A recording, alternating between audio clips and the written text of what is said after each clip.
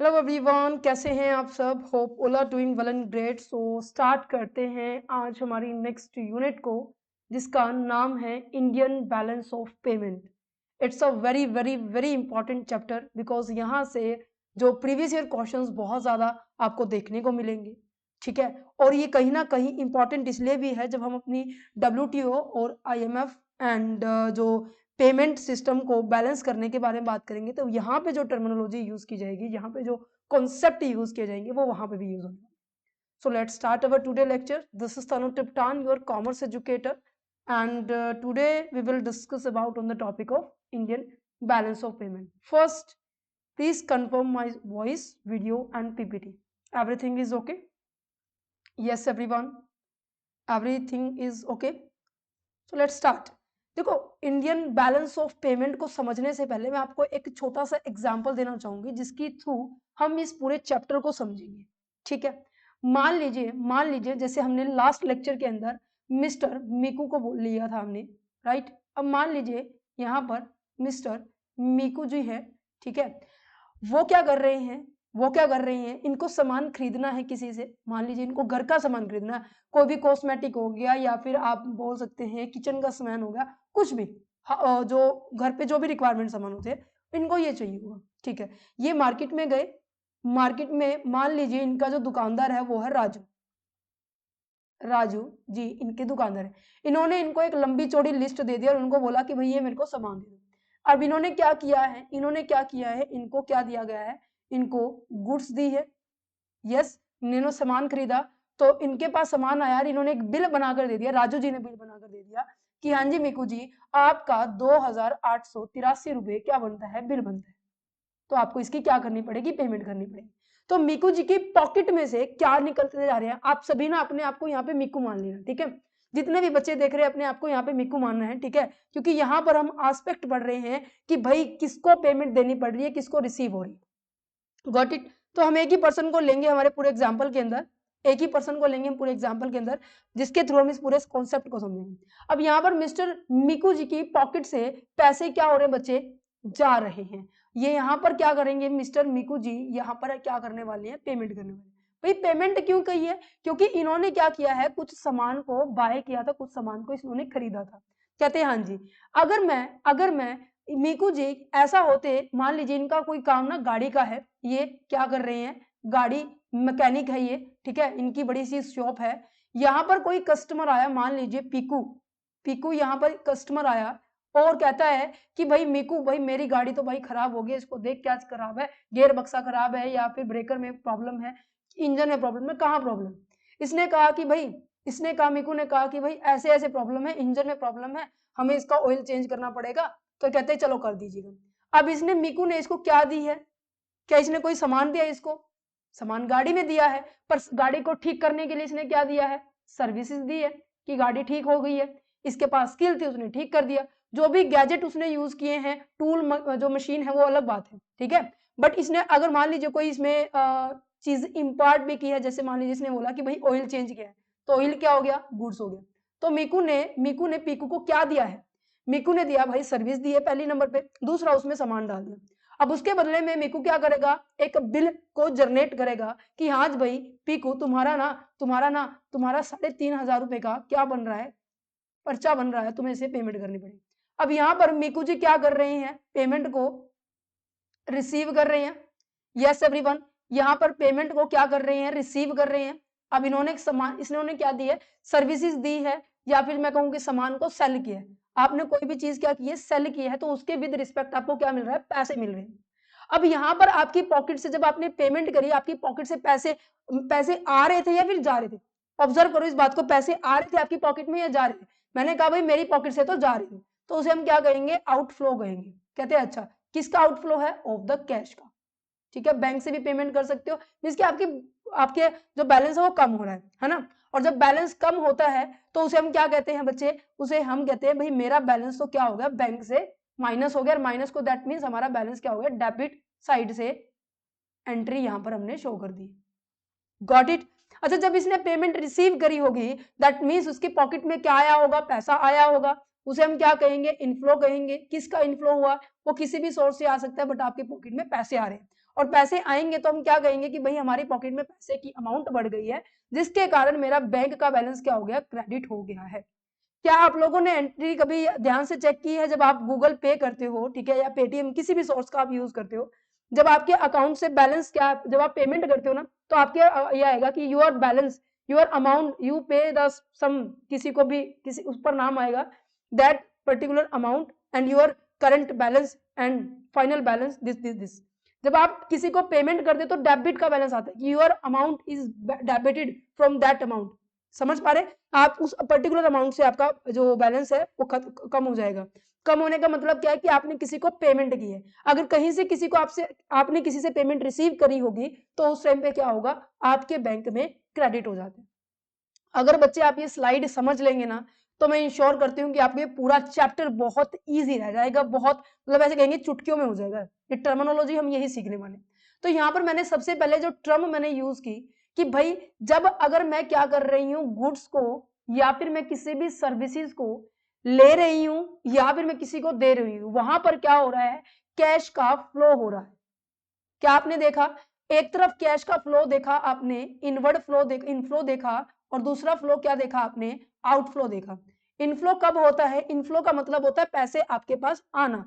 वो कब होता है, जब भी आप किसी को कोई भी सर्विसेज, गुड्स या फिर सर्विसेज क्या करते हैं, प्रोवाइड करते हैं, दैट मीन्स आप सेल कर रहे हैं, ठीक है, आप सेल कर रहे हैं। अगर अगर बात की जाए तो आउटफ्लो के केस में, आउटफ्लो कब होती है आपकी पैसे करेंसी, कब आउटफ्लो होती है, जब आप किसी से कोई भी सामान क्या करते हो, खरीदते हो। यस, तो आप खरीदेंगे तो क्या होगा, पैसे जाएंगे, ठीक है। पैसे आने से आपका बैंक का बैलेंस क्या होने वाला है बच्चे, वो क्रेडिट होने वाला है, और पैसे जाने से आपका बैंक का बैलेंस क्या होने वाला है, डेबिट होने वाला है। अगर मैं इसी चीज को हम नॉर्मली कन्वर्सेशन करने की बजाय हम इसको नेशनल और इंटरनेशनल लेवल पर ले जाए, तो मान लीजिए मीकू जो है हमारे पास, जो हमने एग्जांपल लिया है, ठीक है, मीकू जो है ये इंडिया से बिलोंग करता है, और मान लीजिए जो राजू जी है, वो राजू जी हैं, वो आपके बैठे हैं यूके के अंदर। अब इन्होंने इन्होंने राजू जी ने क्या किया, इंडिया के अंदर सामान भेजा है, तो मीकू जी ने क्या, अब इंडिया के एस्पेक्ट से हमें समझना है, मीकू जी ने क्या किया है, सामान को बाय किया है। और जब हम इंटरनेशनल लेवल पे जब ट्रेड करने के लिए बारे में बात करते हैं, तो बाय को हम क्या कहते हैं, हमने चीजों को क्या किया है, इंपोर्ट किया है, हमने सामान को मंगवाया है, और इसके बदले में इसने क्या की होगी, पेमेंट की होगी या नहीं होगी। तो यहाँ पर इंपोर्ट करने से आपको क्या नजर आ रहा है, पेमेंट की है। पेमेंट करने का मतलब क्या है कि आपकी पॉकेट में से पैसे आउटफ्लो हुए हैं। पैसे आउटफ्लो का मतलब क्या है कि आपका बैंक का बैलेंस क्या हो गया है, डेबिट हो गया, माइनस हो गया। Got it. अच्छा, अगर मान लीजिए मिकू ने यहाँ पर जो मैंने बनाए थे पीकू जी, ठीक है, यहाँ मान लीजिए ये हैं आपके यूएसए के अंदर, इनको कोई सामान इन्होंने सेल किया है, तो इनसे आपको क्या मिलने वाली है, पेमेंट मिलने वाली है। अब यहाँ पे मीकू जी को क्या हो रही है, पेमेंट मिल रही है, क्यों, क्योंकि इन्होंने कुछ भी चीजों को क्या किया है, सेल किया है। तो सेल करने से उसे हम क्या कहते हैं, एक्सपोर्ट करना। मीन्स कि आपने किसी को सामान भेजा है, एक्सपोर्ट किया है, एक्सपोर्ट करोगे तो आपको पेमेंट रिसीव होगी, रिसीव होने वाली है। और पेमेंट रिसीव का मतलब क्या होता है कि आपके पास पैसे क्या हो रहे हैं, आ रहे हैं, और पैसे आना मीन्स कि बैंक के अकाउंट में क्रेडिट बैलेंस हो जाना, that means positive balance increase हो। Got it. इतना समझ में है। जब मैं फॉरेन की ट्रांजेक्शन्स करती हूँ, अब देखो इतनी सारी ट्रांजेक्शन्स होगी, इतनी सारी ट्रांजेक्शन्स होगी, क्या सरकार उन ट्रांजेक्शन्स को आप मतलब मेंटली उनको एज ए पेपर वर्क पे करते रहेंगे। जैसे मैं अगर आपसे पूछूं कि हाँ जी आपने कल क्या खाया था, आप कहेंगे कि मैम कल तो हम शादी में गए थे। चलो ठीक है, शादी में क्या खाया था वो तो याद रहेगा, क्या उसके पहले दिन का याद रहेगा। अगर मैं तुम्हें आज का सुबह का ही पूछूं तो तुम्हें वो चीजें नहीं रिकॉल होगी। तो काफी सारी ट्रांजेक्शन्स हो जाती है जिनको आप रिकॉल नहीं कर पाएंगे ऑन द स्पॉट। और ये क्या होता है, पूरी की पूरी जो ट्रांजेक्शन्स हम पूरे एक साल का जो डाटा होता है ना, किससे बाय किया, किसको सेल किया, इन सभी को अगर मैं एक जगह रिकॉर्ड कर दूं, तो उस रिकॉर्ड को हम क्या कहेंगे, हम अपने बुक्स ऑफ अकाउंट की ट्रांजेक्शन्स कहेंगे।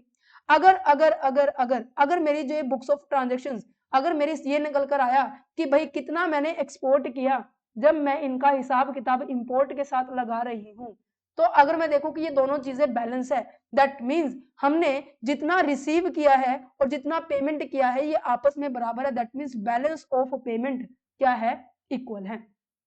इक्वल समझ रहे हो ना, तो अब हमें किसी से लेना है ना किसी को देना है, ठीक है, समझ में आ रहा है। अच्छा, अगर ये बैलेंस ऑफ पेमेंट इम्बैलेंस हुआ तो उसे हम डिसइक्विलिब्रियम बोलेंगे। वो आगे हम धीरे धीरे करके बढ़ते जाएंगे। तो बैलेंस ऑफ पेमेंट क्या है बच्चे, सबसे पहले ये समझते हैं। बैलेंस ऑफ पेमेंट एक सिस्टमैटिकली रिकॉर्ड करना सारी की सारी इकोनॉमिक ट्रांजेक्शन्स को बिटवीन द कंट्री। हमारी कंट्री के साथ जब हम किसी दूसरी का जब हम क्या करते हैं किसी दूसरी कंट्री के साथ ट्रेड करते हैं ना, उन सभी के साथ जितना भी ट्रेड किया ना उन सबका एक रिकॉर्ड रखना, उस रिकॉर्ड को हम बैलेंस ऑफ पेमेंट कहेंगे। हम ये देखेंगे कि भाई कितना पैसा हमारी कंट्री के अंदर आया है और कितना पैसा हमारी कंट्री से बाहर गया है, कितना इनफ्लो हुआ है, अब कितना आउटफ्लो। अब इनफ्लो और आउटफ्लो को समझ गए होंगे कि हाँ जी क्या होता है, इस वजह से मैं बोल रही थी जरूरी है जो मैं आपको पहले समझाती हूँ। तो बैलेंस ऑफ पेमेंट में हम किन किन चीजों की ट्रेडिंग करते हैं, अभी तो मैंने आपको trade in goods, trade in services, real estate में भी ट्रेडिंग होती है, अभी आगे पढ़ेंगे, डोंट वरी। अभी पहले सुनते जाइए। रियल फाइनेंशियल एसेट्स हो गया, इन्वेस्टमेंट हो गया, एंड देयर इज कोई भी लोन की रेमिटेंस होगी है, ये सभी के सभी हम ट्रांसफर करते हैं। तो अगर मीनिंग लिखना, क्वेश्चन कैसे आएगा कि आपको ये बताना है बैलेंस ऑफ पेमेंट किस तरीके से वर्क करता है, किस आपके कंपोनेंट के ऊपर क्वेश्चन बहुत बार आपको देखने को मिलेंगे, ठीक है। इक्विलिब्रियम एंड डिसइक्विलिब्रियम के ऊपर क्वेश्चन आया है, ठीक है। एंड कौन कौन से फैक्टर हैं जो कि अफेक्ट करते हैं हमारी बैलेंस ऑफ पेमेंट को। सो उन सब के अंदर जो सबसे पहले कॉन्सेप्ट लिखना है, इंट्रोडक्शन लिखना है, देन उसके बाद मीनिंग लिखना है, देन उसके बाद आप आगे प्रोसीड करें।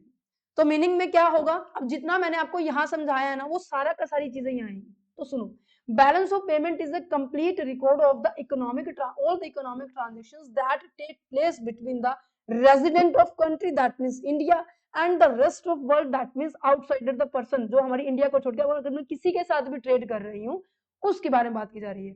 और ये जो रिकॉर्ड होता है ना एक स्पेसिफिक टाइम पीरियड का होता है, मीन्स की एक साल की सारी ट्रांजेक्शन्स मैं देखूंगी कितना पैसा आ रहा है कितना जा रहा है।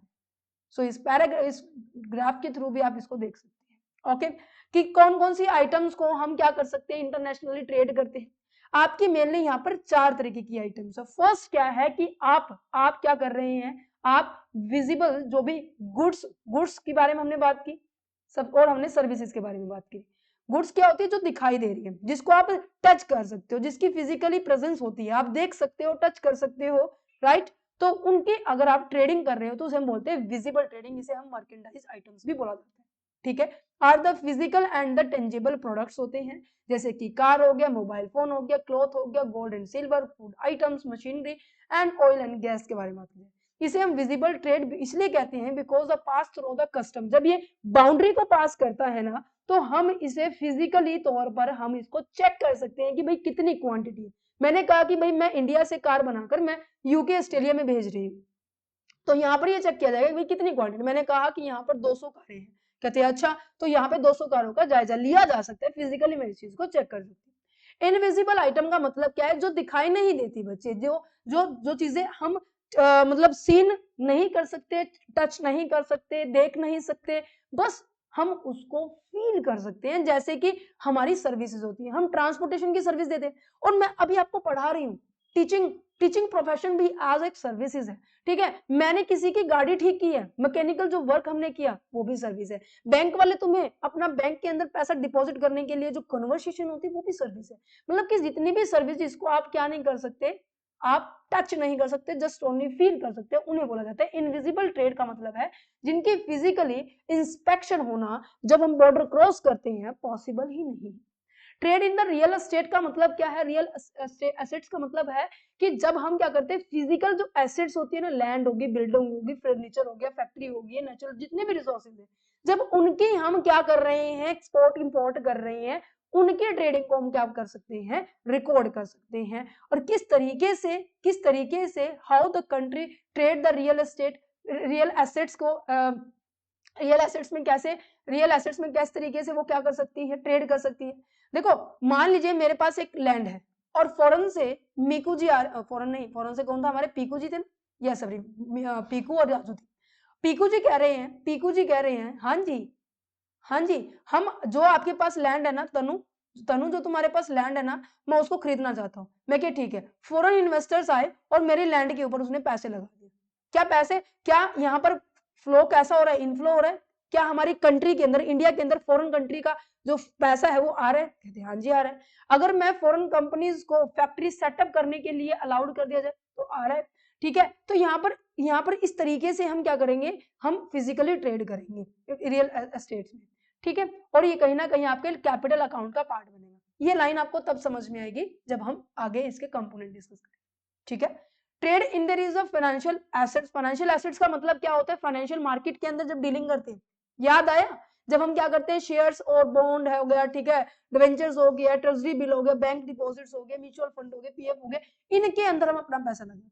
जहां पर financial assets are the claim on the money, money की फॉर्म में होती है, पेपर एंड डिजिटल, जो आपके डीमेट अकाउंट होते हैं ना वैसे, ठीक है। जब आप क्या करते हैं, बाइंग द फॉरेन शेयर्स, जब हम किसी की फॉरेन कंट्री के शेयर्स को बाय कर रहे हैं, क्या हमारी कंट्री से पैसे जा रहे हैं? तो यहाँ पे आउटफ्लो है, राइट। अगर इंडियन इन्वेस्टर्स क्या करेंगे, एप्पल के शेयर्स को बाय कर रहे हैं, एप्पल फॉरेन कंट्री है, यस यूएसए से है, तो यहाँ पर अगर इंडिया के पर्सन उसको खरीद रहे हैं तो हमारी कंट्री से पैसा कहाँ जा रहा है? बाहर जा रहा है, तो ये आउटफ्लो है, फाइनेंशियल आउटफ्लो है। अगर फॉरेन की कंट्री के लोग हमारी कंट्री के क्या करने वाले हैं, चीजें खरीदेंगे, जैसे टाटा मोटर्स शेयर्स हैं, अगर वो इन्वेस्टर्स, यूएसए के इन्वेस्टर्स हमारे टाटा मोटर्स के शेयर्स को बाय कर रहे हैं, रिलायंस के बाय कर रहे हैं, अंबानी अडानी के जितने भी शेयर्स होते हैं उनके थ्रू क्या हो रहा है, इनफ्लो हो रहा है। तो इनफ्लो और आउटफ्लो का यहाँ पे मेन चक्कर है, हमें यही देखना है कि भाई इनफ्लो हो रहा है, आउटफ्लो हो रहा है, इनको बैलेंस कैसे करेंगे, ठीक है। अच्छा जी, चलो ये बैलेंस ऑफ पेमेंट हम क्यों पढ़ रहे हैं, रीजन क्या है, ये रीजन क्लियर हुआ तो आगे और चीजें समझ में आ जाएगी। ये कहते हैं कि जो बैलेंस ऑफ पेमेंट ना कहीं सरकार को हेल्प करती है। मैम कैसे कर रही है, सुनो मेरी बात। अब मैंने बोला कि फॉरेन कंट्री से हमारे पास पैसा आ रहा है, हम उस पैसे को कहां पे लिए यूज कर सकते हैं। अब मान लीजिए मैंने क्या किया है, स्कॉटलैंड से, यूके के अंदर से, तो मैंने मान लीजिए कोई भी गैजेट मंगवाया है मेरे को टीचिंग प्रोफेशन में यूज करने के लिए, ठीक है। अब ऑब्वियस है मेरे को क्या करनी पड़ेगी, उनके करेंसी में मुझे पेमेंट करनी पड़ेगी। अब मेरे पास तो पेमेंट नहीं है, मैं आरबीआई के पास जाऊंगी कि आरबीआई कि भाई हमें तो क्या चाहिए, फॉरेन करेंसी चाहिए। मतलब मैं डायरेक्टली नहीं जाऊंगी, मैं बैंक के थ्रू जाऊंगी। कभी सोच रहे मैं डायरेक्टली उनके पास जाऊंगी, ठीक है, मैं बैंक के थ्रू जाऊंगी।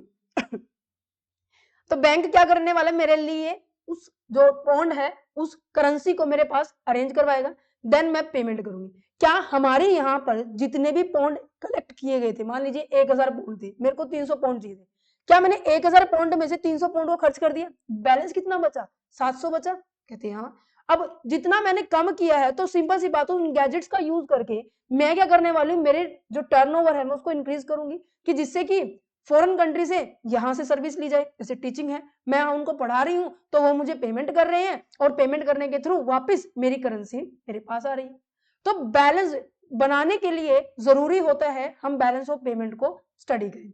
ये गवर्नमेंट को पॉलिसी बनाने में हेल्प करता है कि भाई हमें किसके ऊपर कितनी ज्यादा रेस्ट्रिक्शंस लगानी चाहिए, कितनी ज्यादा फ्लेक्सिबिलिटी लेकर आनी चाहिए। क्योंकि ज्यादा देखा कि भाई बर्डन ज्यादा हो रहा है फॉरेन करेंसी का, तो कहीं ना कहीं सरकार क्या कहेगी, भाई इंपोर्ट नहीं करना, क्योंकि इंपोर्ट करने से हमें पेमेंट देनी पड़ रही है। समझ पा रहे हैं? अच्छा, ये बताता है show how a country interact with the world. ये बताता है बैलेंस ऑफ पेमेंट, ये बताता है कि आप किस कंट्री से ज्यादा ट्रेड कर रहे हो, किससे कम कर रहे हो, किससे किस तरीके का ट्रेड कर रहे हो, ज्यादा इंपोर्ट कर रहे हो, ज्यादा एक्सपोर्ट कर, किससे ज्यादा इंटरेक्शंस है वो भी ये बता देते हैं। whether the economic is stable for the facing the problem, कौन सी सिचुएशन है, कब कैसे हम प्रॉब्लम फेस कर रहे हैं, उसको किस तरीके से सुधारा जा सकता है, ये सारी की सारी चीजें कौन बताता है, ये आपका balance of payment he result बताएगा। सो इस वजह से बोला गया है कि भाई बैलेंस ऑफ पेमेंट जरूरी है हमें प्रिपेयर करना इंटरनेशनल बिजनेस की स्ट्रेटेजी को बनाने के लिए, ट्रेड पॉलिसी, इकोनॉमिक पॉलिसी, हर तरीके की पॉलिसी बनाने के लिए, ठीक है। समझ पा रहे हैं? अच्छा, balance of payment as the annual statement, yes definitely हम साल में एक बार, सारे साल का रिकॉर्ड हम एक बार इस साल के एट द एंड में चेक करते हैं कि भाई हमारे पास कितना एक्सपोर्ट हुआ, कितना हमारे पास हमने इंपोर्ट किया, कितना कैपिटल का फ्लो हुआ है, कितने लोगों ने हमारे इंडिया के अंदर इन्वेस्ट किया है, हमने कितना बाहर किया, इन सभी के बारे में रिकॉर्ड करेंगे। जिसके कारण मैं ये क्या देख पाऊंगी, मैं रिकॉर्ड कर पाऊंगी मेरा क्रेडिट बैलेंस कितना है और मेरा डेबिट बैलेंस कितना है। क्रेडिट का मतलब क्या होगा कि पैसा हमारी कंट्री में आ रहा है, मतलब कि या तो मैंने एक्सपोर्ट किए होंगे, मींस कि मैंने सेल की होगी, या फिर फॉरेन कंट्री के जो पर्सन है ना उन्होंने हमारी इंडिया कंपनी के जितने भी शेयर्स है उनमें इन्वेस्टमेंट की होगी, एफडीआई की होगी, एफपीआई की होगी, बट हमारे पास क्या आ रहा है, पैसा आ रहा है। पैसा जाएगा कब? जब हमने किसी से क्या किया है, सामान खरीदा है, फॉरेन कंट्री से हम क्या करेंगे, सामान खरीदेंगे। तो उस केस में याद आई स्लाइड ये, इसलिए कह रही थी। तो ये चीजें होगी। डेबिट बैलेंस ऑफ पेमेंट हमेशा क्या होता है, बैलेंस होता है। क्यों? क्योंकि यहाँ पर ये कंसीडर किया जाता है कि आपके पास जो बैलेंस ऑफ पेमेंट के अंदर आपकी जितने भी एक्सपोर्ट है और जितने भी इंपोर्ट हैं वो ऑलवेज बैलेंस करने जरूरी हैं। अगर नहीं हुए तो कहीं ना कहीं दो सिचुएशन क्रिएट होगी, या तो आप पॉजिटिव सिचुएशन में होंगे या फिर आप नेगेटिव सिचुएशन में होंगे। ये हम आगे डिस्कस करेंगे, जिसे हम डिसइक्विलिब्रियम बोला जाता है। ठीक है, ये आपका इन शॉर्ट में दिया हुआ है, आप इस टेबल से भी कर सकते हैं। बैलेंस ऑफ पेमेंट और बैलेंस ऑफ ट्रेड में डिफरेंस क्या है, एग्जाम के पॉइंट ऑफ व्यू से वेरी वेरी इंपॉर्टेंट है। अब बैलेंस ऑफ पेमेंट तो आ गया समझ में कि जहां पर हम गुड्स की भी ट्रेडिंग करते हैं, जहां पर हम सर्विसेज की भी ट्रेडिंग करते हैं, जहां पर इन्वेस्टमेंट भी आती है, जहां पर हम लोन भी ले सकते हैं, हम किसी की पेमेंट करनी है तो रेमिटेंस भी हो सकता है, ट्रांसफर करनी है मनी वो भी हो सकती है। ठीक है, अगर मेरे को क्या है, फॉरेन एक्सचेंज रिजर्व में मेरे को मतलब सारी की सारी आइटम मैं इंक्लूड करूँ, बट बैलेंस ऑफ पेमेंट के अंदर मैं केवल और केवल गुड्स को ही इंक्लूड करूंगी। तो यहाँ पर देखो ये एज इट इज पढ़ना है, ये भी एज इट इज होना है। क्या क्या इंक्लूड होंगे ये मैंने आपको बता दिए। तो balance of payment goods, service, income, transfer and capital flow सब के साथ मिलकर बनता है। बट बैलेंस ऑफ ट्रेड, ये मान लीजिए ये है आपका बैलेंस ऑफ पेमेंट, और इसके अंदर ये है आपका, अरे ये है आपका, एक सेकेंड दोबारा से बनाते इसको। अरे भाई साहब क्या चल रहा है, सुनो, ये है आपका बैलेंस ऑफ ट्रेड। यहाँ पर केवल goods and goods only recorded the export and import of the goods, goods के रिगार्डिंग ये आइटम्स क्या की जाएगी, रिकॉर्ड की जाएगी। जैसे कि कार हो गया, मशीन, जिसको आप विजिबली आइटम बोल सकते हैं, मर्केंडाइज बोल सकते हैं। तो डिफरेंस ध्यान से समझना कि बैलेंस ऑफ पेमेंट में कहते हैं कि full record of all the international transactions, जितनी भी ट्रांजेक्शंस होती है वो सारी की सारी, जैसे कि इसमें goods, service, investment, loan, remittance, income. But यहाँ पर ओनली इंपोर्ट किया जाएगा, एक्सपोर्ट किया जाएगा केवल और केवल गुड्स को ही किया जाएगा। ये कहीं ना कहीं यहाँ पर हम कह सकते हैं only visible goods, merchandise goods, right. ये एक बॉर्डर टर्म है, बहुत बड़ी टर्म है, और ये क्या है, छोटी सी term. It's a part of there is a balance of payment. अच्छा, कंपोनेंट क्या है, आगे ये पॉइंट अभी पढ़ेंगे, अभी ये नेक्स्ट पॉइंट हमारा यही है, बैलेंस ऑफ पेमेंट का कंपोनेंट क्या है। इसके 3 कंपोनेंट है, इसके केवल करंट अकाउंटिंग कंपोनेंट है। व्हाई? क्योंकि करंट अकाउंट्स यहाँ आता है, वो हम बताएंगे आपको। ठीक है, अब इसको होल्ड करना क्योंकि नेक्स्ट पॉइंट यही है। ये क्या करता है, overall external position of the country, country की एक्सटर्नल पोजीशन कैसे, क्योंकि हम सभी चीज में ट्रेड कर रहे हैं, सभी चीजों के बारे में हम एग्जैक्ट इंफॉर्मेशन लेकर आ रहे हैं या नहीं लेकर आ रहे हैं, कहते हैं हाँ जी।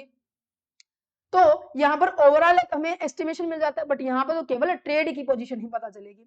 बैलेंस यहाँ पे हमेशा क्या होगा, बैलेंस होगा, पर बैलेंस ऑफ ट्रेड में बैलेंस नहीं होता। बैलेंस ऑफ ट्रेड में कभी भी बैलेंस नहीं होता, बहुत कम चांस होते हैं कि ये बैलेंस आ जाए, बहुत रेयरली। Got it. अच्छा, एग्जांपल क्या हो सकता है, जैसे कि एक्सपोर्ट करना, सॉफ्टवेयर की होगी या एफडीआई हो गया, व्हाटएवर। बट यहाँ पर केवल एक्सपोर्ट इंपोर्ट केवल विजिबल आइटम्स का ही होगा। समझ में आया? ओके। अब हम अपने नेक्स्ट पॉइंट पे बढ़ते हैं। क्या कहता है भाई, component of the balance of payment. Balance of payment के कंपोनेंट क्या है, इसकी जब बैलेंस ऑफ पेमेंट हम प्रिपेयर करते हैं तो कौन कौन से किन किन पिलर्स के ऊपर खड़ा है।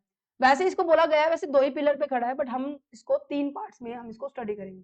सबसे पहले करंट अकाउंट होता है, फिर उसके बाद कैपिटल अकाउंट होता है, फिर उसके बाद ऑफिशियल रिजर्व को भी हम डिस्कस करेंगे, क्योंकि ऑफिशियल रिजर्व इनके बैलेंस से इफेक्ट होता है, जिसे हम एरर एंड ओमिशन वाला कॉन्सेप्ट भी हम इसमें इंक्लूड करेंगे। सुनो क्या कहता है, अभी तुम्हें समझ नहीं आ रहा होगा, कोई दिक्कत नहीं, मैं तुम्हें बता दूं। करंट अकाउंट क्या होता है, जिसके अंदर ना जितनी भी डीलिंग कर रहे हैं, कोई भी मेरे को पेमेंट रिसीव हो रही है या मुझे पेमेंट बाहर करनी पड़ रही है, उन पेमेंट करने से मेरा जो एसेट्स है और मेरी जो लायबिलिटी है वो कंट्री की इफेक्ट नहीं करती। अब तुम्हें एसेट्स एंड लायबिलिटी का मतलब पता होना चाहिए, आई थिंक सबको पता है। अगर नहीं पता मैं बता देती हूँ, क्योंकि ऐसे बहुत सारे बच्चे हो सकते हैं जो कॉमर्स बैकग्राउंड के नहीं होंगे। एसेट्स का मतलब होता है कि वो आइटम्स, वो आपकी गुड्स जो कि आपको फायदा देती है जब आप उसको यूज करते हैं, जैसे प्लांट हो गया, मशीनरी हो गई, टूल हो गया, टेक्निक्स हो गया, फर्नीचर हो गया। और ये शॉर्ट टर्म की भी होती है, लॉन्ग टर्म की भी होती है। ठीक है, मींस की ऐसी आइटम्स जो कि आपको लंबे टाइम तक यूज देगी। जैसे आपके घर में टीवी है, आप साल के अंदर हर रोज उसको थोड़ी ना खरीदते होंगे। अब टीवी तो हमें घरेलू पर्पज, पर्सनल पर्पज हो गया। अगर मैं उसको ऑफिशियल पर्पज के लिए लेके जाऊं, क्या उसको आप डेली खरीदेंगे? अच्छा, नहीं खरीदने वाले, तो यहाँ पर वही आइटम्स आएंगी जो कि आपके जैसे मशीन है। अब मेरे पास ये पीसी है, ठीक है, अब मैंने इसको एक बार खरीदा है, क्या मैं इसको ऐसा थोड़ी ना कि मैं रोज खरीदूंगी रोज खरीदूंगी रोज खरीदूंगी, नहीं। ये मेरे को क्या बेनिफिट देके जा रहा है, ये मेरे को बेनिफिट देके जा रहा है कि मैं आपके लिए डेली लेक्चर प्रोवाइड कर पा रही हूँ। इन सबकी मदद से ही मैं इनको आप लोगों के लिए प्रोवाइड कर पा रही हूँ लेक्चर। अगर इनमें कोई भी टेक्निकल इशू हो जाता है तो उस दिन मेरी लेक्चर डिलीवर आपके लिए नहीं होता। यस, तो वो सभी एसेट्स जो कि आपको बेनिफिट देके जाती है, लायबिलिटी जो कि आपकी ऑब्लिगेशन होती है कि भाई आपको पेमेंट करनी है किसी की भी। मान लीजिए मैंने किसी से लोन लिया हुआ था, मेरे को वैसे मुझे पेमेंट करनी है, लायबिलिटी होती है। तो मतलब कि वो सभी ट्रांजेक्शन जो कि ना तो आपकी एसेट्स ना ही आपकी लायबिलिटी, इन दोनों में से किसी को भी इफेक्ट नहीं करती। तो पढ़ो, current account record receipt and the payment of the foreign exchange. आप या तो किसी को पेमेंट करोगे फॉरेन की करेंसी के अंदर, मान लीजिए मैंने यूएसए से कोई सामान मंगाया तो मुझे डॉलर के अंदर पेमेंट करनी पड़ेगी, या फिर मैंने किसी को यूएसए में सामान भेजा, ठीक है, तो मेरे को क्या होगी, डॉलर में पेमेंट रिसीव होगी। तो फॉरेन करेंसी की रिसिप्ट होगी या फिर पेमेंट होगी on the account of such transactions which do not impact the assets and liability status of the country in relation to the rest of world. That means जब आप दूसरों के साथ ट्रेड करें, liability of the assets of the liability or the assets of the country are neither raised or reduced। Indirectly हम ये कह सकते हैं कि भाई फ्यूचर के लिए हमें किसी भी तरीके का क्लेम बोल सकते हैं या कोई फायदा हमें देकर नहीं जाएगी, हमें करंट ईयर के ट्रांजेक्शन के रिगार्डिंग बात करना है। अच्छा, इसके भी अगर बात की जाए, ये यहाँ पर बात की जाती है day to day transaction, short term transaction होती है, गुड्स सर्विस इनकम ट्रांसफर, ये सभी चीजें होती है, बट एसेट्स और लायबिलिटी को ये क्रिएट नहीं करती। इन शॉर्ट इनके कंपोनेंट क्या है करंट अकाउंट के, करंट अकाउंट भी तीन ढांचों पे बना है। भाई आप गुड्स की ट्रेडिंग करते हैं, ठीक है, हम सर्विसेज की ट्रेडिंग करते हैं, ठीक है, ट्रांसफर पेमेंट करते हैं। ट्रांसफर पेमेंट का मतलब है जब आप एक साइड ट्रेड करते हैं। अब यहां पर देखो, जब मैं गुड्स की ट्रेडिंग कर रही हूं, या तो मैं एक्सपोर्ट कर सकती हूँ। एक्सपोर्ट का मतलब क्या हुआ, एक्सपोर्ट का मतलब क्या हुआ कि भाई मैंने क्या किया है, सामान को सेल किया, मैंने सामान को सेल किया और सेल करने से मुझे क्या होगा, पेमेंट मिलेगी। इंपोर्ट का मतलब क्या है कि भाई मैंने सामान को खरीदा है तो दैट मीन्स मेरे को पेमेंट करनी पड़ेगी, राइट राइट। यहाँ पे क्या हो रहा है, इनफ्लो हो रहा है और यहाँ पर क्या हो रहा है, आउटफ्लो हो रहा है। कहते ठीक है, बिल्कुल बढ़िया, इतना सब्जेक्ट आया समझ में। अच्छा, अब यहाँ पर पॉजिटिव बैलेंस आने के कारण मेरे बैलेंस क्या हो गया, बैंक के अंदर क्रेडिट हो गया और यहाँ पे क्या हो गया, डेबिट हो गया। यस यस एवरीवन, समझ में आया। मैंने गुड्स के अंदर डीलिंग करी, अगर मैंने किसी को सामान भेजा है तो export of the goods, inflow होगा, क्रेडिट बैलेंस होगा। अगर मैंने किसी से सामान मंगवाया है तो मेरे को क्या करनी पड़ेगी, पेमेंट करनी पड़ेगी, मेरा बैलेंस डेबिट हो जाएगा और आउटफ्लो हो रहा है। इंडिया से वो करेंसी खत्म, मतलब कम होती जा रही है। यस गॉट इट, यही बात लिखी गई है कि अगर मैं गुड्स की डीलिंग कर रही हूं या तो एक्सपोर्ट होगा या इंपोर्ट होगा, ठीक है।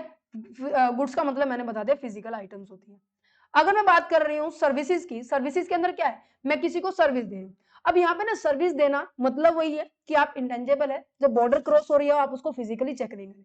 बस यहाँ पे फर्क बस इतना है कि जब भी आप सर्विसेज को प्रोवाइड कर रहे हैं, आप किन किन फैक्टर का यूज कर रहे हैं।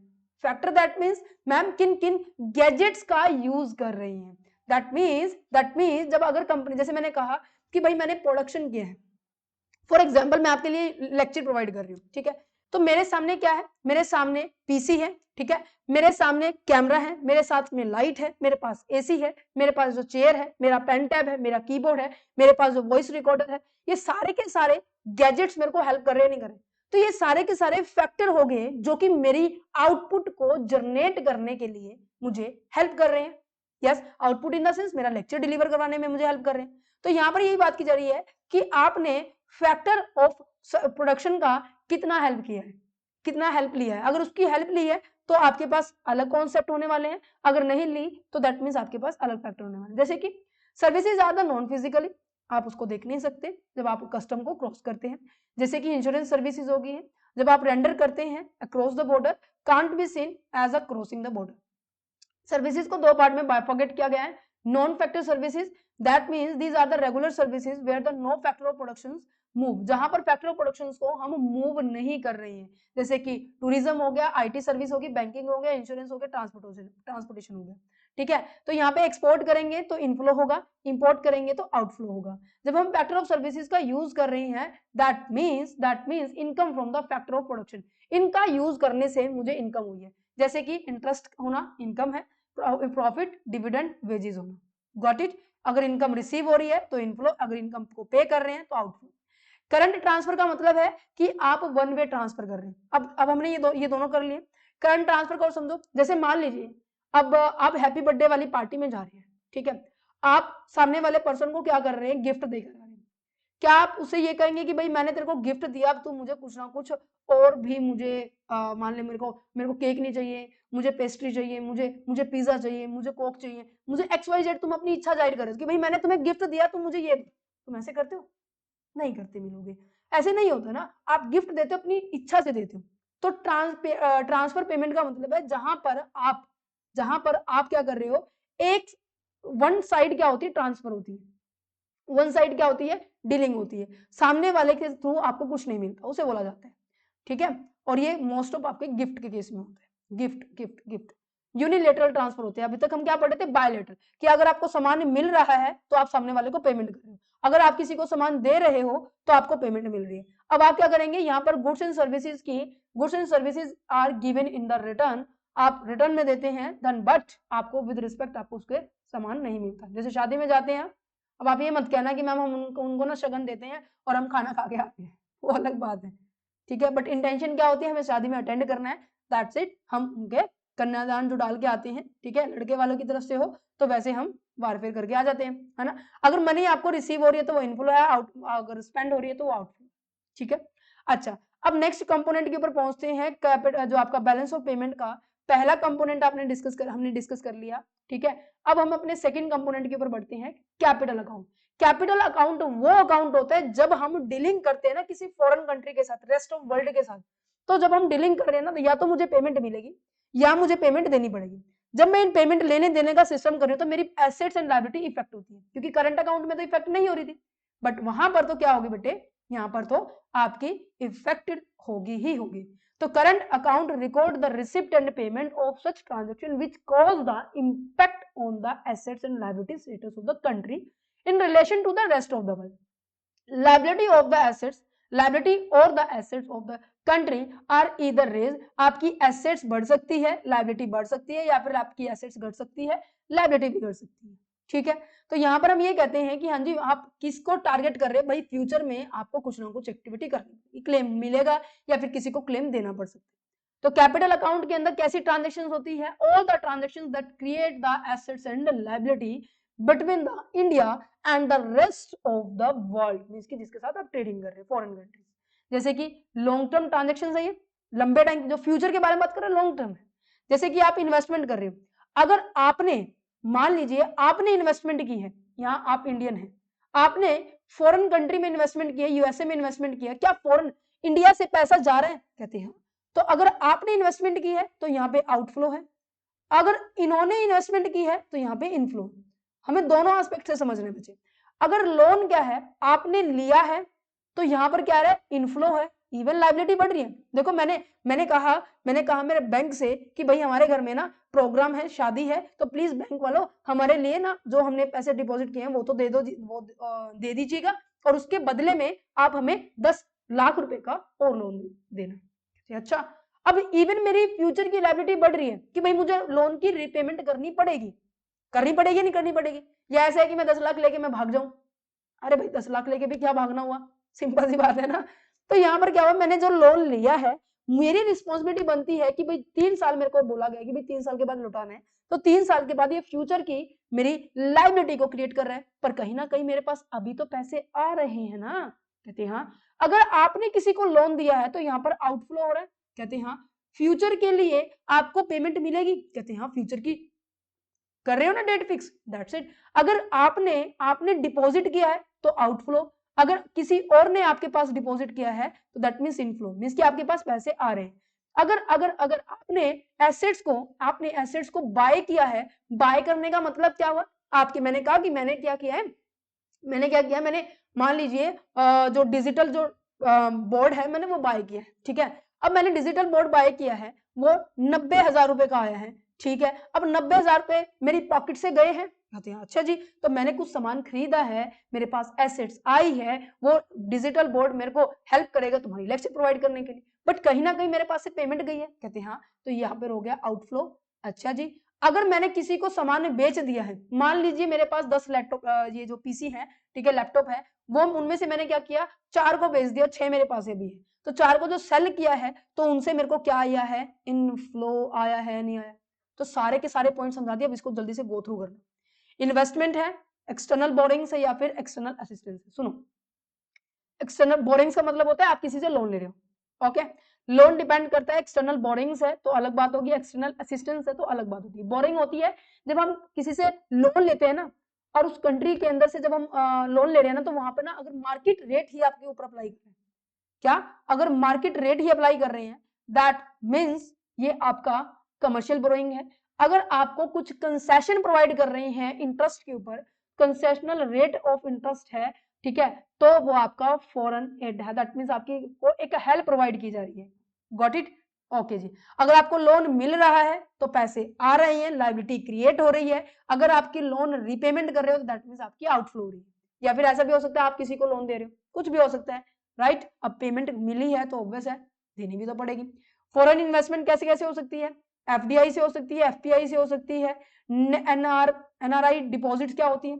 एनआरआई डिपॉजिट का मतलब है कि मैं इंडियन हूँ, ठीक है, आप सभी भी इंडियन है। अब आप क्या कर रहे हैं, बाहर जा रहे हैं, ठीक है, कनाडा चले गए हैं, स्कॉटलैंड चले गए हैं, वट एवर जहां भी आपको जाना है, और वहां पे आप इनकम जनरेट कर रहे हैं, कहते हैं हाँ जी। अब इनकम जनरेट करने के बाद तुमने इंडिया के यहाँ भेज दी, तो क्या हुआ, फॉरेन करेंसी हमारी कंट्री के अंदर एंट्री करी, कहते हैं हाँ, तो इनफ्लो हो रहा है। अगर आपने पैसे डिपॉजिट करे हैं तो इनफ्लो, अगर पैसे विड्रॉ किए हैं तो आउटफ्लो, कहते हैं अच्छा। शॉर्ट टर्म ट्रेड क्रेडिट का मतलब क्या है, शॉर्ट टर्म ट्रेड क्रेडिट का मतलब है कि आपने क्या किया है, कोई भी अगर आपने कोई सामान खरीदा है, ठीक है, मैं पहले आपको एज अ बायर बना रही हूँ, फिर मैं आपको एज अ सेलर बनाऊंगी, सुनना मेरी बात ध्यान को। आप एज ए बायर हो, आपने यूएसए के डीलर से, यूएसए के सेलर से कोई सामान आपने क्या किया है, खरीदा है, और आपने कहा कि सर अभी मेरे पास पेमेंट नहीं है, कहते हैं अच्छा, क्या आपने उधार में खरीद लिया, यस एवरीवन, क्रेडिट हो गया आपके पास, कहते हैं हाँ। फ्यूचर में आपको पेमेंट करनी पड़ेगी, कहते हैं हाँ। अब फ्यूचर में जब पेमेंट करोगे, ठीक है, क्रेडिट जब आप उसको वापस लौटाओगे तो क्या पेमेंट की आउटफ्लो, जो पैसा है आउटफ्लो नहीं हो रहा है, यस, क्रेडिट अगर आप लौटा रहे हो तो वो आउटफ्लो है। अच्छा, अगर आप सेलर थे, यूएसए का कोई बायर है, उसने आपसे कोई सामान खरीदा, और सामान खरीदने पर वो कहता है कि सर इंडियन करेंसी मेरे पास नहीं है, मैं आपको बाद में पेमेंट, कहते हैं अच्छा, यहाँ पे क्रेडिट क्रिएट हो गई है, कहते हैं हाँ। जब पेमेंट रिसीव होगी तो क्या होगा, इनफ्लो होगा या नहीं होगा, कहते बिल्कुल होगा। तो क्रेडिट अगर रिसीव हो रहा है तो वो इनफ्लो है, आप उसको लौटा रहे हो, पेमेंट कर रहे हो, तो वो आउटफ्लो है। ये ना पूरा डिटेल में दिया हुआ, जो मैंने आपको समझा दिया वही लिखा हुआ है, ठीक है। अच्छा, ऑफिशियल रिजर्व का मतलब सुनो मेरी बात, क्या होता है। ऑफिशियल रिजर्व का मतलब होता है आपका ओवरऑल बैलेंस क्या है। अगर मैं आपको बताती हूँ, सुनो मेरी बात, मैंने अभी क्या पढ़ा है, आपको करंट अकाउंट पढ़ाया है, ठीक है, और मैंने आपको कैपिटल अकाउंट पढ़ा है, यस। करंट अकाउंट से आपकी एक्सपोर्ट होगी, करंट अकाउंट से आपकी इंपोर्ट होगी, कहते हैं हाँ। इसी तरीके से कैपिटल अकाउंट से आपकी एक्सपोर्ट हो रही है और आपकी इंपोर्ट हो रही है, ठीक है। अब मैंने इन दोनों का नेट बैलेंस देख लिया, मान लीजिए इनका बैलेंस आया 1.5 लाख रुपए, ठीक है, और मान लीजिए इसका बैलेंस आया माइनस के 2 लाख रुपए, कहते ठीक है। जब मैं इन दोनों को प्लस करूंगी ना, तो मैं यहाँ पे नेट इफेक्ट देखूंगी कि मेरा बैलेंस ऑफ पेमेंट कहता क्या है। अब आप ये देखो कि आपका यहाँ पे करंट अकाउंट का बैलेंस में दोनों को मिलाकर, एक्सपोर्ट इंपोर्ट को मिलाकर 1.5 लाख पॉजिटिव का आ रहा है, ठीक है, और बट कैपिटल अकाउंट क्या आ रहा है, 2 लाख माइनस का आ रहा है। अगर मैं इनको सेटअप कर दूं तो मेरे पास 50,000 रुपए नेगेटिव बन जाएंगे, कहते हैं हाँ। अब इसकी रिकवरी कहाँ से होगी भाई, आपके गवर्नमेंट है ना, अपने पास ना एक ऑफिशियल रिजर्व बना के रखती है, जो गवर्नमेंट के द्वारा क्रिएट किए जाते हैं आरबीआई के थ्रू। जब भी आपके पास ये डिफिसिट होती है ना, आप देखो कमी है 50,000 की, अब वो कमी कहां से पूरी की जाएगी, आपके ऑफिशियल रिजर्व से की जाएगी। अगर ऑफिशियल रिजर्व में फेर बदल हो रही है, दैट मीन्स आप क्या है, आप क्या है, ये फेर बदल ना आपकी पॉजिटिव भी हो सकती है, नेगेटिव भी हो सकती है। अभी हमने किसके बारे में पढ़ा है, नेगेटिव के बारे में। तो 50,000 से आपका ऑफिशियल रिजर्व क्या हो जाएगा, डाउन चला जाएगा। Got it, yes everyone. अगर मैं यहाँ पर बात करूं, अगर मैं बात करूं, मान लीजिए ये 2 लाख प्लस का हुआ, तो मिलाकर कितना हो गया, 3.5 लाख रुपए हो गया। दैट मीन्स आप क्या है, सरप्लस में है, कहते हैं हाँ जी। तो ऑफिशियल रिजर्व क्या हो जाएगा, बढ़ जाएगा कितने से, 3.5 लाख से। तो ऑफिशियल रिजर्व क्या होता है, एक सेटलमेंट पॉइंट है, जहां पर हम क्या करते हैं, अपने बैलेंस को सेट करते हैं।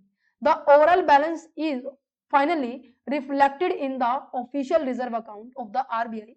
RBI is the custodian of the forex reserve of the country. Means कि जिसको भी हमें पेमेंट करनी है, अब देखो आरबीआई के पास ना ये नहीं है कि मैं कहूँ कि एक दो कंट्री की जो करेंसी उनके पास रखी, नहीं, जितनी भी कंट्री है उन सबकी करेंसी उनके पास एज अ स्टॉक में रखी हुई है कि भाई जिसको भी पेमेंट करनी पड़ी, जैसे मैंने बोला कि भाई मेरे को यूएसए डॉलर चाहिए, ठीक है, मैंने क्योंकि वहां से सामान मंगवाया है, तो वो अपने उस रिजर्व में से उस यूएसए डॉलर को निकालेगी और मेरे को पेमेंट करने के लिए हेल्प करेगी। तो आरबीआई एज अ कस्टडी माना जाता है, जिसके मतलब कि उसके मतलब ये कह सकते हैं उसके सिस्टम में है, उसके कंट्रोल में है फॉरेक्स रिजर्व सारा का सारा। फॉरेन की जितनी भी करेंसी है उनको रिजर्व करके रखना फॉरेक्स रिजर्व कहला जाता है, ठीक है। ओके जी, if the overall balance is a positive, अगर मेरा ओवरऑल बैलेंस पॉजिटिव जो कि हमने निकाला 350 रुपए, it's cause the increasing the official reserve, हमारे ऑफिशियल रिजर्व बढ़ रहे हैं।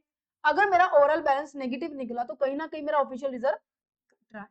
तो बीओपी मेरा अगर बैलेंस की बारे में बात की जाए सरप्लस में है, सरप्लस में कब होगा, जब इन दोनों को प्लस करके निकालेंगे, क्योंकि इसका भी सरप्लस इसका भी सरप्लस, इसका 1.5 लाख इसका 2 लाख, दोनों हो गया। डिफिसिट के बारे में बात की जाए तो ये ऐसे भी डिफिसिट निकल सकता है, दोनों का डिफिसिट, या दोनों को प्लस करके देखें तो अगर बैलेंस नेट बैलेंस नेगेटिव आए तो वो भी डिफिसिट के अंदर ही कंसीडर किया जाता है। फिर हम क्या करेंगे, इसलिए बोला गया है कि जो बैलेंस ऑफ पेमेंट हमेशा जीरो होता है, क्योंकि इसको सेट ऑफ हम कहां से करते हैं, कैपिटल रिजर्व से करते हैं। अब आइए लाइन समझ में जो ऊपर बोला गया था, यस एवरीवन, ये capital account, current account, capital account, financial account and there is only current account, आया समझ में? अच्छा जी, ओके। एक और लाइन मैंने आपको बोली थी कि balance of payment is always क्या होता है, इक्वल होता है। अब आया समझ में क्यों होता है, क्योंकि ऑफिशियल रिजर्व का हम यूज करके हम अपने बैलेंस को इक्वल कर लेते हैं। अब यहाँ पे नेक्स्ट कॉन्सेप्ट आ जाता है कि भाई आपका जो बैलेंस ऑफ पेमेंट है वो इक्विलिब्रियम पे पॉइंट पे कब आता है, डिसइक्विलिब्रियम पे कब आता है। अब इतना तो पता चल ही गया होगा, जब मेरी एक्सपोर्ट और मेरी इंपोर्ट आपस में बराबर होगी, या फिर मैं कहूँ एक्सपोर्ट और इंपोर्ट को प्लस करने के बाद मेरा बैलेंस नील आ जाए। जैसे मैंने अभी आपको बताया मेरा जो बैलेंस है, मान लीजिए यहाँ पे 1.5 लाख रुपए प्लस के आ रहे थे, ठीक है, करंट अकाउंट का बैलेंस, और मेरा कैपिटल अकाउंट का बैलेंस वो भी 1.5 लाख रुपए माइनस का है, तो प्लस माइनस क्या हो गया, जीरो हो गया। अगर ऐसे जीरो आना चाहिए तो उसे हम इक्विलिब्रियम बोलेंगे। अगर जीरो नहीं आ रहा तो यहाँ पर दो सिचुएशन क्रिएट होंगी कि या तो वहां पर सरप्लस जनरेट होगा या फिर हमारा डिफिसिट जनरेट होगा। इसे हम क्या कहेंगे, इसे हम डिसइक्विलिब्रियम कहेंगे। तो जल्दी जल्दी पढ़ो, इसमें लिखा क्या है, इतना मुश्किल नहीं है और ये क्वेश्चन पेपर में आया हुआ है। Balance of payment is a stuck, कहां पे रुकेगा, when the current account of balance and the capital account balance और एरर एंड ओमिशन, मींस की कोई गलती बलती हुई हो तो उसको ऐड ऑन कर दो। अगर उन सबका बैलेंस जीरो आ जाए, मींस की ऑफिशियल रिजर्व के अंदर कोई भी मूवमेंट ना हो, मींस की हम ऑफिशियल रिजर्व को यूज ही नहीं कर रहे हैं, तो इसका मतलब क्या है, हम बैलेंस ऑफ पेमेंट हमारा बराबर है। इन केस अगर मैं एरर ओमिशन को मतलब कहूँ कि मेरी तो है ही नहीं, मेरी कोई गलती नहीं की, मैंने कोई भी बुक्स ऑफ अकाउंट में कोई भी तरीके की मिस्टेक नहीं है, तो कहते हैं कि करंट अकाउंट का बैलेंस और जो कैपिटल अकाउंट का बैलेंस है वो हमेशा बराबर रहना चाहिए। ऑब्वियस है, बराबर कब आएगा, जब एक पॉजिटिव होगा, एक नेगेटिव होगा, या नेगेटिव होगा पॉजिटिव होगा, कुछ भी ऐसा है, ठीक है। At disequilibrium is in a balance of payment may be the short term हो सकता है, लॉन्ग रन हो सकता है।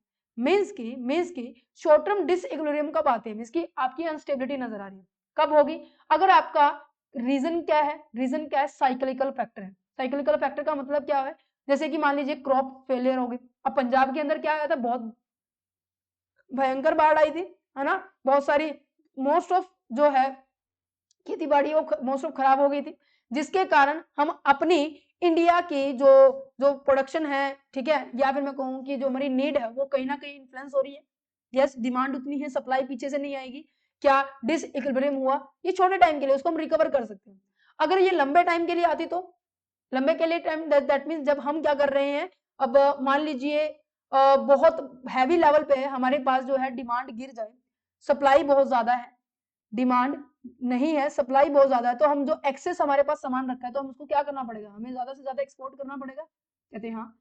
या ऐसा भी हो सकता है कि भाई डिमांड बहुत ज्यादा है, बहुत एक्सट्रीम लेवल पर है, सप्लाई इतनी नहीं है, तो जो कमी है वो बाहर से मंगवानी पड़ेगी, इंपोर्ट करना पड़ेगा, कहते हैं हाँ जी करना पड़ेगा। इंपोर्ट किया तो पैसे चले जाएंगे, एक्सपोर्ट किया तो पैसे आ जाएंगे। तो लॉन्ग रन का मतलब होता है कि arise on the account of the long term structure change in the economics, got it. Balance of payment disequilibrium when the current account balance and the capital account balance is not equal to the zero, जब ये current plus में capital दोनों equal के zero के बराबर नहीं होती है। जिसके कारण हमारा ऑफिशियल रिजर्व या तो बढ़ जाता है या कम हो जाता है। अगर ऑफिशियल रिजर्व बढ़ रहा है तो दैट मीन्स जो बैलेंस ऑफ पेमेंट है वो सरप्लस में है, ऑफिशियल रिजर्व घट रहा है दैट मीन्स हमारे पास क्या है, बैलेंस ऑफ पेमेंट डिफिसिट में। अब इसका मतलब आ गया होगा समझ में, जल्दी से इसको भी आप गो थ्रू कर सकते हो। बैलेंस ऑफ पेमेंट का मतलब क्या है, जहाँ पे फॉरेन करेंसी, जो करेंसी हमारे पास आ रही है और आउट हो रही है, बराबर होनी चाहिए। अच्छा जी, और ठीक है, डिसइक्विलिब्रियम का समझ में आ गया होगा कि डिफिसिट कब होते हैं, जब आउटफ्लो ज्यादा होते हैं, मींस कि हमें पेमेंट ज्यादा करनी होती है, इनफ्लो ये this one this one this one. अब आ जाइए, ये भी हो गया बैलेंस ऑफ पेमेंट जो डिफिसिट में कब होगा, जब हम, डिफिसिट का मतलब क्या है, जब हम ज्यादा पेमेंट कर रहे हैं बाहर। पेमेंट करने का मतलब क्या है, जब हम क्या कर रहे हैं, ज्यादा आउटफ्लो हो रहा है। आउटफ्लो कब करेंगे, जब हम ज्यादा इंपोर्ट कर रहे हैं। अब तो इनकी तरफ ना ज्यादा निशान होगा, दैट्स इट। अगर सरप्लस के बारे में बात की जाए, सरप्लस के बारे में बात की जाए तो इनका इधर साइड निशान होगा, ठीक है, ये सरप्लस का निशान, जहां पे आपकी इनफ्लो और एक्सपोर्ट, एक सेकेंड, नहीं नहीं नहीं नहीं, ये तो गलत हो गया, नहीं, ठीक है, ओके। सरप्लस कब क्या होगा, जब हम क्या कर रहे हैं, सेल कर रहे हैं। सेल करने से क्या होगा, मेरे को पैसे मिलेंगे, इनफ्लो होगा। इनफ्लो का मतलब क्या हुआ कि दैट मींस आपने क्या किया, एक्सपोर्ट करेंगे। तो ये सारे के सारे जो सिंबल है आपके ग्रेटर देन वाले होंगे, ठीक है। काज आप पढ़ सकते हो, जो सो सिंपल जो भी मैं आपको बता चुकी हूँ, ठीक है। अब आ जाते हैं कि problem of the deficit and the trade policy, very very common and very very simple. कहना क्या चाह रहा है, कहना क्या चाह रहा है, जो बैलेंस ऑफ पेमेंट है ना, उसमें कमी आ रही है, ठीक है, कमी आ रही है, तो इंडिया कौन कौन सी ट्रेड की एज अ पॉलिसी अडॉप्ट करे कि उस कमी को हम पूरा कर सकते हैं। देखो क्या लिखा हुआ है, a balance of payment deficit focus on the country like the India to adopt the policy that reduce the foreign exchange outflow। Means कि हमें बाहर पेमेंट इतनी ना करनी पड़े, हमें वो पॉलिसी अपनानी चाहिए, और जिसके कारण, वो भी पॉलिसी अपनानी चाहिए जिसके कारण हमारे पास इनफ्लो है। दैट मींस हम क्या करना चाह रहे हैं, एक्सपोर्ट को बढ़ाने के बारे में बात की जा रही है। हम ज्यादा पेमेंट बाहर ना करें तो दैट मींस इंपोर्ट को कम करना चाह रहे हैं, कि भाई बाहर से सामान मत मंगवाओ तुम, ठीक है। तो India trade strategy to manage the balance of payment deficit in दो पार्ट्स में इसको बहुत वाइडली एक्सप्लेन किया गया है। First is that the import substitute and the export promotion. Export promotion का तो मतलब समझते ही कि आप एक्सपोर्ट को बढ़ावा दे रहे हैं, आप एक्सपोर्ट को ये कह रहे हैं, मतलब एक्सपोर्ट की पॉलिसी इस तरीके से लेकर आ रहे हैं कि भाई तुम भाई ज्यादा से ज्यादा एक्सपोर्ट करो, क्योंकि एक्सपोर्ट करोगे तो पैसा हमारे पास आएगा, पैसा आएगा तो दैट मींस बैंक का बैलेंस क्रेडिट होगा, दैट्स इट। समझ में आया, समझ में आया। तो यहाँ पे यही बातें बोली गई है। तो देखो देखो, तो यहाँ पे पहले हम एक्सपोर्ट प्रमोशन के बारे में बात करेंगे। Yes everyone, just a second, हाँ, पहले हम एक्सपोर्ट प्रमोशन के बारे में बात करेंगे। एक्सपोर्ट प्रमोशन का मतलब क्या है कि जहां पे हम इंडस्ट्री को एनकरेज कर रहे हैं कि भाई एक्सपोर्ट करो, हम कम्पिटिटिवनेस को इंप्रूव कर रहे हैं, हम अपने आप को केवल इंडिया के लेवल पे नहीं, हम बाहर बोर्डली अपने आप को एक्सपेंड करने की बारे में बात की जा रही है, जिसके कारण हम बाहर सामान भेजेंगे, बाहर वाले हमें पेमेंट करेंगे, तो फॉरेन करेंसी जो है अर्निंग हम करने वाले हैं, तो हमारा बैलेंस क्या होगा, इंक्रीज होगा। Yes, why the export promotion is unnecessary, यही मेन बात है। एक्सपोर्ट प्रमोशन अननेसेसरी इसलिए है क्योंकि ये फॉरेन एक्सचेंज को जनरेट करता है, फॉरेन की करेंसी हमारे इंडिया के पास आएगी, कहते हैं आगे बहुत बड़ी कलेक्ट हो गई है, अब इस करेंसी को हम यूज करेंगे किसी को अगर हमें पेमेंट करनी है, कहते हैं अच्छा जी, या फिर हमें किसी से अमाउंट सामान मंगवाना है, इंपोर्ट करना है, या किसी को लोन देना है, तो लोन देकर हम उससे इंटरेस्ट भी चार्ज कर सकते हैं, इसकी अर्निंग का साधन इसको यूज करने में। फाइनेंस इंपोर्ट करने वाले बीओपी की जो पोजीशन है उसको इंप्रूव कर सकते हैं, इनकेस ये डिफिसिट आया, बैलेंस ऑफ पेमेंट हमारा कमी में आया, तो ऑफिशियल रिजर्व में ये जो बैलेंस है, ये ऑफिशियल रिजर्व में कलेक्ट हुआ, और इस कलेक्शन के थ्रू हम पेमेंट कर सकते हैं। हम नेशन की जो इनकम है, एम्प्लॉयमेंट है, वो बढ़ा रहेंगे। क्यों? क्योंकि अब देखो जितनी ज्यादा करेंसी हमारे पास आएगी, उतनी ज्यादा हम बिल्डिंग से, उतनी ज्यादा इंडस्ट्री सेटअप करेंगे, उतना ज्यादा रोजगार प्रोवाइड करेंगे, लोगों को रोजगार मिलेगा तो उनके पास पैसा आएगा, पैसा आएगा तो कहीं ना कहीं उनका स्टैंडर्ड ऑफ लिविंग एनहांस होगा, राइट। अच्छा, ये बात इंपॉर्टेंट है कि जो एक्सपोर्ट के रिगार्डिंग कॉन्सेप्ट है, ये सेकंड नंबर पे इंपॉर्टेंस पे है, क्योंकि पहले नंबर पे हमारी इंपॉर्टेंस डिफेंस के ऊपर है, ठीक है। अच्छा जी, इंपोर्ट सब्स्टिट्यूट का मतलब क्या है, भाई जो भी सामान, सुनो मेरी बात ध्यान से, बहुत इंपॉर्टेंट है ये बात, कहना चाहता है कि जो सामान तुम बाहर से मंगवा रहे हो ना, सुनो, जो तुम सामान बाहर से मंगवा रहे हो ना, वो सामान क्या करना है, जस्ट अ सेकंड, वो सामान क्या करना है, तुम्हें अपने आप खुद ही क्रिएट कर दो। मान लीजिए तुम बाहर से कोई सामान मंगवा रहे हो, मान लीजिए मैंने कहा कि मैंने जो है मेरा जो पीसी है, मेरे जिसके अंदर जो गैजेट्स हैं, ठीक है, जो पावर सप्लाई है, ठीक है, जो मदरबोर्ड है, जो इसके अंदर जो रैम रोम जितनी भी आइटम्स डली हुई हैं, वो मैंने क्या किया, फॉरेन से मंगवाया है। कहते हैं अच्छा, अगर इंडिया के अंदर ही वो चीजें प्रोड्यूस होनी शुरू हो जाए, क्या मुझे फॉरेन की तरफ देखना पड़ेगा? कहते नहीं देखना पड़ेगा। तो मेरे को क्या करना है, जो फॉरेन से हम सामान मंगवा रहे हैं वो सामान हम यहीं पर प्रोड्यूस करना शुरू कर दें। कहते हैं अच्छा, जिसके कारण फायदे काफी सारे होंगे। सबसे इंपॉर्टेंट जो फायदा होगा, जो हमारी डोमेस्टिक के अंदर जो हमारा जो डोमेस्टिक एरिया है, जो इंडस्ट्री है, उसको बहुत ज्यादा हेल्प मिलेगी, क्योंकि उनको ये लगेगा कि भाई अब तो मेड इन इंडिया का कॉन्सेप्ट भी ला दिया गया है, अब यहाँ पर पहले इंडिया के प्रोडक्ट को प्रेफर किया जाएगा। जैसे फॉरेन कंट्री आती है ना, हमारे यहाँ पे इन्वेस्ट करती है, तो उनको पहले ये बोला जाता है कि भाई तुम मोस्ट ऑफ सामान ना हमारे यहाँ से खरीदना, कि हमारी जो इंडस्ट्री है ना उसको भी बढ़ावा मिले। ये नहीं है कि तुम बाहर से आए हो, बाहर से ही सारा सामान लेकर आओगे, प्रॉफिट कमाओगे, वो भी बाहर ले जाओगे, भाई ऐसे कैसे चलेगा, हम कैसे कंसीडर करेंगे कि हाँ तुम हमें बेनिफिट देंगे। इस वजह से गवर्नमेंट ने काफी सारे रूल रेगुलेशन टर्म कंडीशन बनाए। तो यहाँ पर देखो इंपोर्ट सब्स्टिट्यूशन क्या कहता है कि import substitution means that the producing the, oh my god, कहते हैं कि producing the goods that we earlier imported, जो हम पहले इंपोर्ट कर रहे थे, इसको मैं आपको करेक्ट करके देंगे, ये इंग्लिश थोड़ी सी ऊपर लगनी चाहिए, ठीक है, जो पहले आप इंपोर्ट कर रहे थे आप उसको खुद क्या करना स्टार्ट कर दें, इंपोर्ट मतलब प्रोड्यूस करना स्टार्ट कर दें, जिसके कारण जो डोमेस्टिक इंडस्ट्री है उनको डेवलपमेंट होगी, रॉ मटेरियल होगी, इंटरमीडिएट गुड्स होंगे, आप इजिली प्रोड्यूस करेंगे तो लोगों को रोजगार मिलेगा और अपना पैसा हमारे पास ही रहेगा, हमें बाहर देने की जरूरत नहीं पड़ेगी। So why the India adopted that is import substitution, का मतलब समझ गए हो ना, कि जैसे कि चाय और कॉफी, अगर चाय पत्ती खत्म हो जाती है घर में, हम क्या करते हैं कॉफी बना के पी लेते हैं, तो चल जाता है काम। तो यहाँ पर हैवी इंडस्ट्री मॉडल आया था, महामंडल नोबिस जो स्ट्रेटेजी है, वो कहते हैं हम एक अजम्पशन मान के चल रहे हैं, हम एक अजम्पशन मान के चल रहे हैं, एक स्ट्रेटेजी है कि further the assumption of the strategy was the ones the production capacity, अगर मेरी एक बार ना प्रोडक्शन कैपेसिटी बन गई ना, तो डेफिनेटली मैं क्या करने वाला हूं, जो हमारी कंट्री है ना उसको क्या बना दूंगा, इंडिपेंडेंट बना दूंगा, और मैं बाहर से इंपोर्ट नहीं करूंगा। ये कम से कम 15 साल का प्लान है।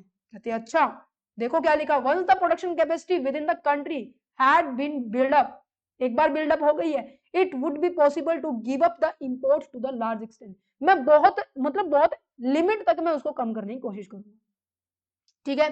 अच्छा, success of the import substitute, देखो हर चीज ना, मैं आपको बताती हूँ, हर चीज के ना दो पहलू होते हैं, एक पॉजिटिव होता है, एक नेगेटिव होता है। पॉजिटिव अब मैं आपको बता रही हूँ, नेगेटिव मैं आगे बताऊंगी।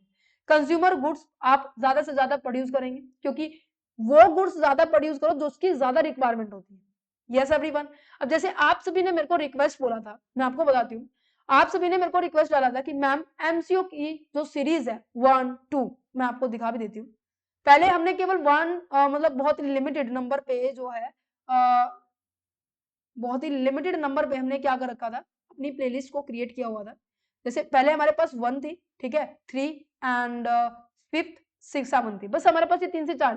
बट जैसे जैसे बच्चों ने रिकमेंड किया कि मैम हमारे एग्जाम आते जा रहे हैं, तो मैंने क्या किया, सबके लिए क्लासेस प्रोवाइड कर दी। समझ पा रहे? तो जिसकी ज्यादा कंजप्शन है उनको भाई उनका फायदा करना पड़ेगा, दैट्स इट। समझ पा रहे हैं? अच्छा जी, तो मैंने आपको इन्फॉर्मेशन भी प्रोवाइड कर दी, आप चैनल पर विजिट कर सकते हैं, और इन सब का लिंक डिस्क्रिप्शन में भी दिया हुआ है। इन सब का जो प्लेलिस्ट है आप उन पर जाइए और अपनी नीड के अकॉर्डिंग उनको ऑपरेट कीजिए। एग्जाम में बिल्कुल भी कमी नहीं छोड़नी, मैंने आपको सब कुछ प्रोवाइड करने की कोशिश की है। आप इन नोट्स को भी एक्सेस कर सकते हैं, किसी भी जो सब्जेक्ट जिनकी वीडियो बनी हुई है उन सबके नोट्स आप एक्सेस कर सकते हो। टीम का नंबर दिया हुआ है, नंबर पे आप कॉन्टेक्ट कर सकते हैं। आप इवन स्लाइड पे भी देख पा रहे होंगे, स्क्रीन पे नजर आ रहा है मेल आईडी और जो व्हाट्सएप नंबर है, आप नोट्स भी एक्सेस कर सकती हैं। ओके, तो जो कंज्यूमर गुड्स हैं उनको प्रोड्यूस करो, जो कैपिटल गुड्स दैट मींस जिनको हम एज अ बेस मान के काम करते हैं। जैसे मेरे को ना ये पेन टैब की बहुत ज्यादा जरूरत होती है, दिन में कम से कम 6 से 7 लेक्चर मेरे इसी में से जाते हैं। अगर ये ना हो ना तो मतलब मैं काम नहीं कर पाऊंगी। ये मेरे लिए कैपिटल गुड्स है। मेरे पास जो स्क्रीन है, मेरे पास जो कैमरा है, मेरे पास जो लाइट है, ये सारी की सारी मेरे लिए कैपिटल गुड्स है। इसकी जो भी मशीन है, टूल है, इक्विपमेंट है, व्हाटएवर, वो सभी कैपिटल गुड्स को जनरेट करो, जिसके कारण हम प्रोडक्शन कर सकेंगे, इंडिया के अंदर और प्रोडक्शन होगी तो डेफिनेटली हम अपनी इंडिया की जितनी भी रिक्वायरमेंट है, डिमांड है, हम उसको फुलफिल करेंगे और डिमांड फुलफिल हो गई तो हम दूसरों के ऊपर निर्भर नहीं रहेंगे। Share falling the share of the import, हम इंपोर्ट जितना हम कर रहे हैं ना वो धीरे धीरे करके कम होगा, ये नहीं होगा बिल्कुल एकदम से। मैंने कहा कि आज पॉलिसी बना दी तो आज ही से बंद कर दो, भाई एकदम से नहीं बंद होगा भाई, समझ पा रहे हैं। बट यहाँ पे आ जाता है कि import substitution did not reducing the total import, आपने सारे इंपोर्ट को बंद नहीं किया, आपने वो इंपोर्ट को बंद किया है जो आप कर सकते थे, आपने सब्स्टिट्यूट को लिया है, जो नेसेसरी है आपके पास बिल्कुल भी अवेलेबल नहीं है तो आप कैसे कर सकेंगे। तो यहाँ पर जो इंपोर्ट है वो अभी भी बढ़ता जा रहा है, क्यों है, क्योंकि कुछ नेसेसरी आइटम्स हैं जिनको आप क्या नहीं कर सकते, खुद इंपोर्ट नहीं कर सकते। आपके पास मान लीजिए टूल नहीं है, आपके पास मशीन नहीं है, आपके पास क्लाइमेट नहीं है, ठीक है, जिनके कारण आप अपने इंडिया के अंदर वो चीजें प्रोड्यूस नहीं कर पा रहे, तो डेफिनेटली आपको बाहर से मंगवानी पड़ेगी। तो जितने भी एसेंशियल्स इंपोर्ट है कांट बी रिड्यूस, आप उसको रिड्यूस नहीं कर सकते। These goods are the essential for the daily life production and the economic stability. अगर मैंने कहा कि भाई हमने तो बिल्कुल बंद कर दिया, भाई वो सामान जरूर चाहिए। मान लीजिए मैंने बोला मेरे को मशीन चाहिए जो क्या कर रही है, लिफ्टिंग का काम करती है, सामान को इधर से उधर लेकर जाती है, हमारे इंडिया में बननी इम्पॉसिबल। मैंने जस्ट एग्जांपल दिया, ध्यान से सुनना इस बात को। तो भाई जो वेयर हाउस है वहां से सामान आप स्टोर के पास लेके जा रहे हो, बहुत ज्यादा कॉस्ट आ जाएगी। आप इतने बहुत हैवी जो कंटेनर्स होते हैं उनका सामान आप लोड कर रहे हो, ह्यूमन बीइंग का यूज कर रहे हो, बहुत ज्यादा टाइम, बहुत ज्यादा एनर्जी, बहुत ज्यादा कॉस्ट आएगी। तो डेफिनेटली आपको वो मशीन लेकर आनी चाहिए बाहर से, समझ में आया। अच्छा, cutting the key imports slow the economic growth. अगर आप ये सोच रहे हैं कि नहीं नहीं हम तो मंगवाएंगे ही नहीं, क्या प्रोडक्शन लेट होगा, कहते हैं हाँ जी प्रोडक्शन लेट होगा, तो क्या आप सेलिंग जो आपका जो ऑर्डर आया है, जो आपका ऑर्डर आया उसको लेट डिलीवर करेंगे, कहते बिल्कुल करेंगे। अगर कस्टमर नाराज हो गया तो क्या होगा, वो कहेगा टाटा बाय बाय, हम आपसे नेक्स्ट टाइम डीलिंग ही नहीं करने वाले। तो कहीं ना कहीं आपकी इकोनॉमिक की जो ग्रोथ है वो ढीली पड़ जाएगी, नहीं पड़ जाएगी, डेफिनेटली। जैसे कि पेट्रोल हो गया, कैपिटल गुड्स के अंदर मशीन टूल इक्विपमेंट्स हो गया, टेक्नोलॉजी हो गया एंड फर्टिलाइजर्स हो गए हैं जो कि आपके एग्रीकल्चर के लिए जरूरी होते हैं। अगर हमने इसको नहीं बनाया तो ग्रोथ हो गया, प्रोडक्शन हो गया, डेवलपमेंट हो गया, सब की सब स्लो डाउन हो जाएगी। Growth of the economic import the naturally rise. That means a country develop and the economic grow, the demand for the import automatically increase. अगर ये है कि भाई डिमांड कंट्रोल ही नहीं हो रही है, जैसे मैंने आपको बताया डिमांड आपकी ज्यादा है, सप्लाई नहीं है, तो आपको क्या करना पड़ेगा, इस डिमांड और सप्लाई के बैलेंस करने के लिए आपको डिमांड पूरी करनी पड़ेगी। डिमांड पूरी करने के लिए सामान कहां से मंगवाना पड़ेगा, बाहर से मंगवाना पड़ेगा, जिसे हम कहते हैं इंपोर्ट। अब आप ये सोच रहे हैं कि मैम इसको बैलेंस क्यों कर रहे हैं, अब आप ये सुनिए, जैसे मैं आपको बताती हूँ, मेरे को जितना याद आ रहा है, मैंने लास्ट वीडियोस के लेक्चर के अंदर भी मैंने एग्जांपल लिया था कि आई थिंक जून जुलाई की बात है, और जून जुलाई के अंदर ना जो टमाटर है ना वो बहुत ज्यादा महंगे हो गए थे। और महंगे क्यों हुए थे, क्योंकि पीछे से सप्लाई नहीं आ रही थी। तो जो मंडी के अंदर जो लोग बैठते हैं ना, उन्होंने क्या किया था, वो जो टमाटर है उनके प्राइस बढ़ाने शुरू कर दिए थे, और जो कि क्या है अप्रोक्स 150 to 100 केजी पर केजी के हिसाब से वो सेल होने लगे थे। तो लोगों ने डिमांड करनी स्टार्ट कर दी, और डिमांड के साथ साथ तो सप्लाई भी होनी चाहिए, बट सप्लाई तो नहीं है, तो सप्लाई नहीं है तो प्राइस बढ़ गया, और प्राइस बढ़ गया तो महंगाई आ गई, और इस चीज को मेंटेन करने के लिए भाई डिमांड पूरी करनी पड़ेगी, सिंपल सी बात है। समझ में आया, समझ में आया। मतलब बिजनेस अपने आप को एक्सपेंड कर रहा है, कंस्ट्रक्शन इंक्रीज कर रहा है, इंडस्ट्री ग्रोथ कर रहा है, तो डेफिनेटली आपको जितने भी नेचुरल जो प्रोडक्ट्स होते हैं आपकी इंपोर्ट वहां पर नेचुरली ऑटोमेटिकली आपकी इंपोर्ट भी बढ़ेगी। दूसरा, अगर आप अपने आप को एज दूसरी कंट्री के साथ कंपटीशन में रखना चाहते हैं, अपने आप को बैलेंस में रखना चाहते हैं, तो जरूरी है आप अपने चीजों को बाहर से मंगवाओ, दैट्स इट। जैसे कि आपका प्राइस, अब यहाँ पर ना आप लेबर को यूज करोगे ना इतना सारा, जो सामान को इधर से उधर लेके जाने के लिए, तो आपकी कॉस्ट है ना बहुत आ जाएगी। जैसे कि मैं आपको कंस्ट्रक्शन का एग्जांपल दूं ना, अगर एक तो आप मशीन के थ्रू आप मिट्टी को दबवाएं, ठीक है, जैसे कहते हैं ना कि मतलब फर्श आने से पहले मिट्टी को दबवाया जाता है, एक तो वो कहते हैं ना, हमारे यहाँ तो वो बोलते हैं उस गैजेट को दुरमुच बोला जाता है, जिससे मिट्टी को दाबा जाता है, ठीक है। बट अगर वो मशीन आ जाए तो क्या होगा, बहुत कम टाइम में हम उस चीज को कर सकते हैं। अगर आपका 1000 एकड़ का एरिया है तो वो बंदा तो मेरे हिसाब से 1 महीने में उधर मार मार के फिर काम करेगा।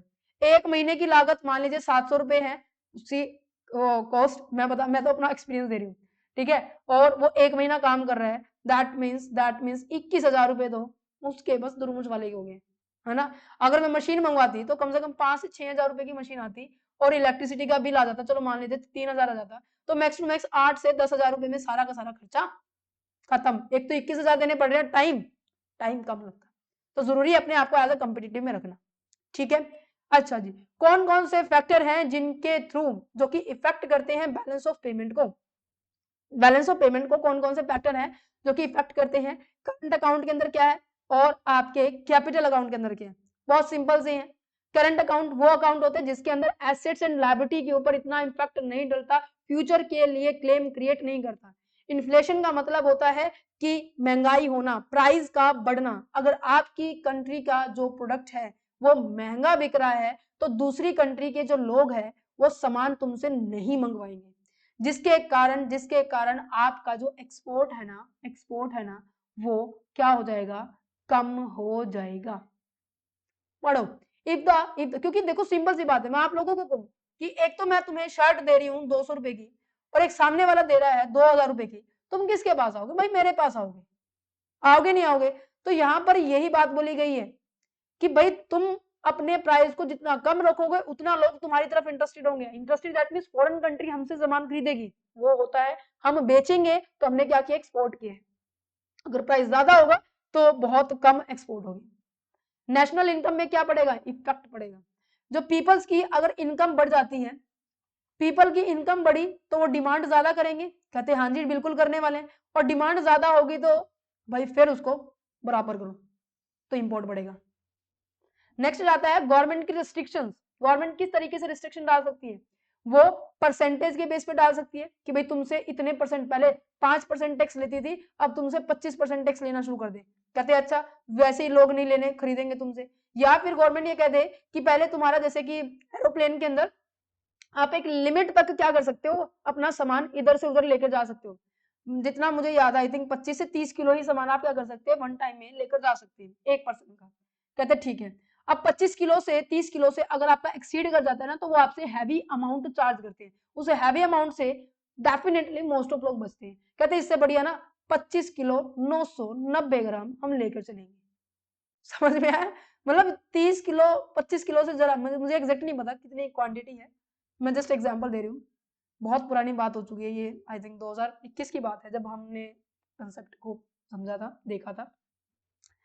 अब शायद बढ़ गई होगी तो आप चेक कर लेना। मतलब मैं यहाँ पे क्या समझाना चाह रही हूँ, कोटा का मतलब होता है कि लिमिट होना, कितनी आप क्वांटिटी को इंपोर्ट एक्सपोर्ट कर सकते हो। या फिर आप कुछ ऐसी आइटम्स होती है जो बिल्कुल ही कंप्लीटली प्रोहिबिटेड होती है, दैट मींस कंप्लीटली बंद कर रखी है कि भाई तुम इंपोर्ट नहीं कर सकते। तो अगर गवर्नमेंट की रिस्ट्रिक्शंस अप्लाई कर दी जाती है तो डेफिनेटली आप क्या कर पाएंगे, आप अपनी इंपोर्ट बैलेंस ऑफ पेमेंट जो अफेक्ट हो रहा है इन सभी के कारण इफेक्ट होगा, कि आप कम इंपोर्ट करेंगे ज्यादा एक्सपोर्ट होगा तो फायदा ही फायदा होने वाला है।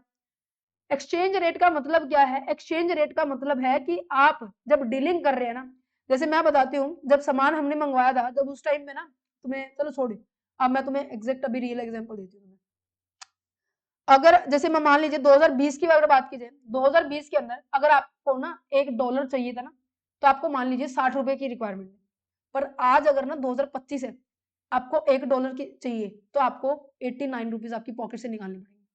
तो कहने का मतलब ये है, मान लीजिए आपने पहले किसी से सामान खरीदा था फॉरन से, और फॉरन से सामान खरीदा था और उसकी पेमेंट बनी थी $1000, $10,000 चलो मान लीजिए। दैट मीन्स उस टाइम पे आपने बोला था कि भाई हमें 60,000 देने हैं, नहीं 6 लाख रुपए देने हैं, 6 लाख रुपए हमें पेमेंट करनी पड़ेगी, तो ज्यादा ही होगा। एक सेकंड, हमें कितनी पेमेंट करनी पड़ेगी, 6 लाख रुपए की पेमेंट करनी पड़ेगी, और उन्होंने 5 साल का टाइम मांगा कि भाई 6 लाख की हम 5 साल में पेमेंट कर देंगे। अब धीरे धीरे कर अब उसकी पेमेंट की वैल्यू कितनी हो गई है भाई, 8,90,000 रुपए हो गई है। कहते हो माय गॉड, मींस की 2,90,000 रुपए बढ़ गया है। मींस की एक्सचेंज रेट के बारे में बात की, जब भी आप पेमेंट करने जा रहे हो तो आपकी एक्सचेंज रेट मैटर करती है कि अगर आपकी कंट्री की, अब देखो हमारी इंडिया की कंट्री की जो करेंसी है ना वो तो गिरती गिरती जा रही है, डेप्रिशिएट हो रही है, जिसके कारण हमें बहुत नुकसान हो रहा है, राइट। तो नुकसान होगा तो हम हमारे लिए सुनो मेरी बात हम क्या करने वाले हैं, अब मैं फिर दोबारा से, अब मेरे लिए महंगा पड़ रहा है इंपोर्ट, इंपोर्ट मेरे लिए कॉस्टली पड़ रहा है। अगर मेरे से कोई फॉरेन कंट्री का जो लोग, मतलब जो यूएसए के हैं, वो मेरे से सामान खरीदेंगे तो उनके लिए तो सस्ता ही है, यस एवरीवन, क्योंकि हमारी कंट्री की करेंसी डेप्रिशिएट हो रही है, उनकी करेंसी की वैल्यू बढ़ रही है, तो उनके लिए उस टाइम मंगवाना, ठीक है, एक्सपोर्ट करना उनके लिए सस्ता रहने वाला है। समझ पा रहे हैं? अगर मेरी वैल्यू बढ़ रही है, इंडिया की करेंसी की वैल्यू बढ़ रही है, मान लीजिए मैं उस टाइम पे अगर $1 लेना था, 60 रुपए था, अब $1 लेने के लिए आपको केवल 50 रुपए ही देने पड़ेंगे। दैट मीन्स आपकी वैल्यू बढ़ रही है, आपको अपनी पॉकेट से 10 रुपए कम निकालने पड़ेंगे, तो ये अप्रिसिएशन होता है ऑफ द होम करेंसी। तो यहाँ पर आपके लिए इंपोर्ट, बाहर से सामान मंगवाना सस्ता हो जाएगा और एक्सपोर्ट करना आपके लिए महंगा हो जाएगा फॉर द फॉरनर। ध्यान से सुना इस बात के लिए, फॉरनर पूरा लिखा हुआ है मैंने, इसको पढ़ लेना, ठीक है। अच्छा जी, जे कर्व थ्योरी क्या कहती है? जे कर्व थ्योरी भी बहुत ज्यादा इंपैक्ट करती है आपकी बैलेंस ऑफ पेमेंट की। जे कर्व पता है ऐसे कुछ होता है, आपका जे ऐसे होता है, तो ये कर्व भी कुछ ऐसे होते हैं। ये कहते हैं कि आपकी जो लागत, आपका जो एक्सपोर्ट इंपोर्ट है स्टार्टिंग में कम होता है, ठीक है। यहाँ पे देखो, व्हेन द करेंसी डेप्रिशिएट, जब आपकी करेंसी गिरती है तो आपके लिए इंपोर्ट महंगा होता है। मैंने कहा कि भाई जो यूएसए का डॉलर है वो 89-90 रुपए चला गया है, मीन्स कि आप अगर अब सामान खरीदोगे उनसे, ठीक है, तो पेमेंट बहुत ज्यादा करनी पड़ेगी, तो महंगा हो रहा है। तो आप क्या करने वाले हैं, धीरे धीरे करके अपनी जो इंपोर्ट है वो क्या करने जा रहे हो, स्टॉप करने जा रहे हो। कान एकदम से तो स्टॉप नहीं होगी, पर धीरे धीरे खत्म होगी ऐसे करके। पहले आप इतना सामान मंगा रहे थे, अब आपने देखा ये तो बढ़ता ही जा रहा है, तो क्या होगा, कम खरीदेंगे। जैसे मैं आपको कहूँ एग्जाम्पल के तौर पर, जैसे कोई दुकानदार है, ठीक है, स्टार्टिंग में क्या कर रहा था, सामान को बिल्कुल 10 रुपए में दे रहा था, ठीक है। अब फिर वो धीरे धीरे करके आप उससे क्या है, सामान खरीदते जा रहे थे। फिर एक टाइम आया जब 2024 में आया था, दुकानदार आपको केवल मान लीजिए 100 रुपए की एक कुर्ती दे रहा था, ठीक है, शर्ट दे रहा था, वट। बट जब 2025 आया, इसने देखा कि भाई बहुत सारे कस्टमर मेरे साथ बन गए हैं, तो इसने क्या किया, आपकी बाइंग, आपने तो बहुत ज्यादा खरीदना स्टार्ट कर दिया, कस्टमर बहुत ज्यादा आने शुरू हो गए, इसने अपना प्राइस जो है उतना ही रखा।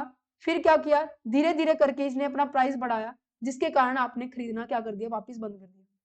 ये तो आपके एस्पेक्ट से है, ये सेलर के एस्पेक्ट से बनेगा, अपोजिट होते हैं, क्योंकि आपको जो फायदा होगा दुकानदार को वो फायदा नहीं होगा ना। अगर दुकानदार आपसे हाई चार्ज करेगा तो आपको नुकसान होगा, दुकानदार आपसे कम चार्ज करेगा आपको फायदा होगा। तो जे कर्व यही कह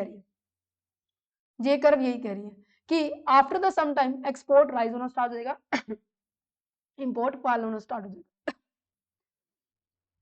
समझ में आ रहा है? तो शेप कैसे बनेगी, पहले गिरेगी देन उसके बाद बेटर हो जाएगी। नेक्स्ट जाता है कैपिटल अकाउंट।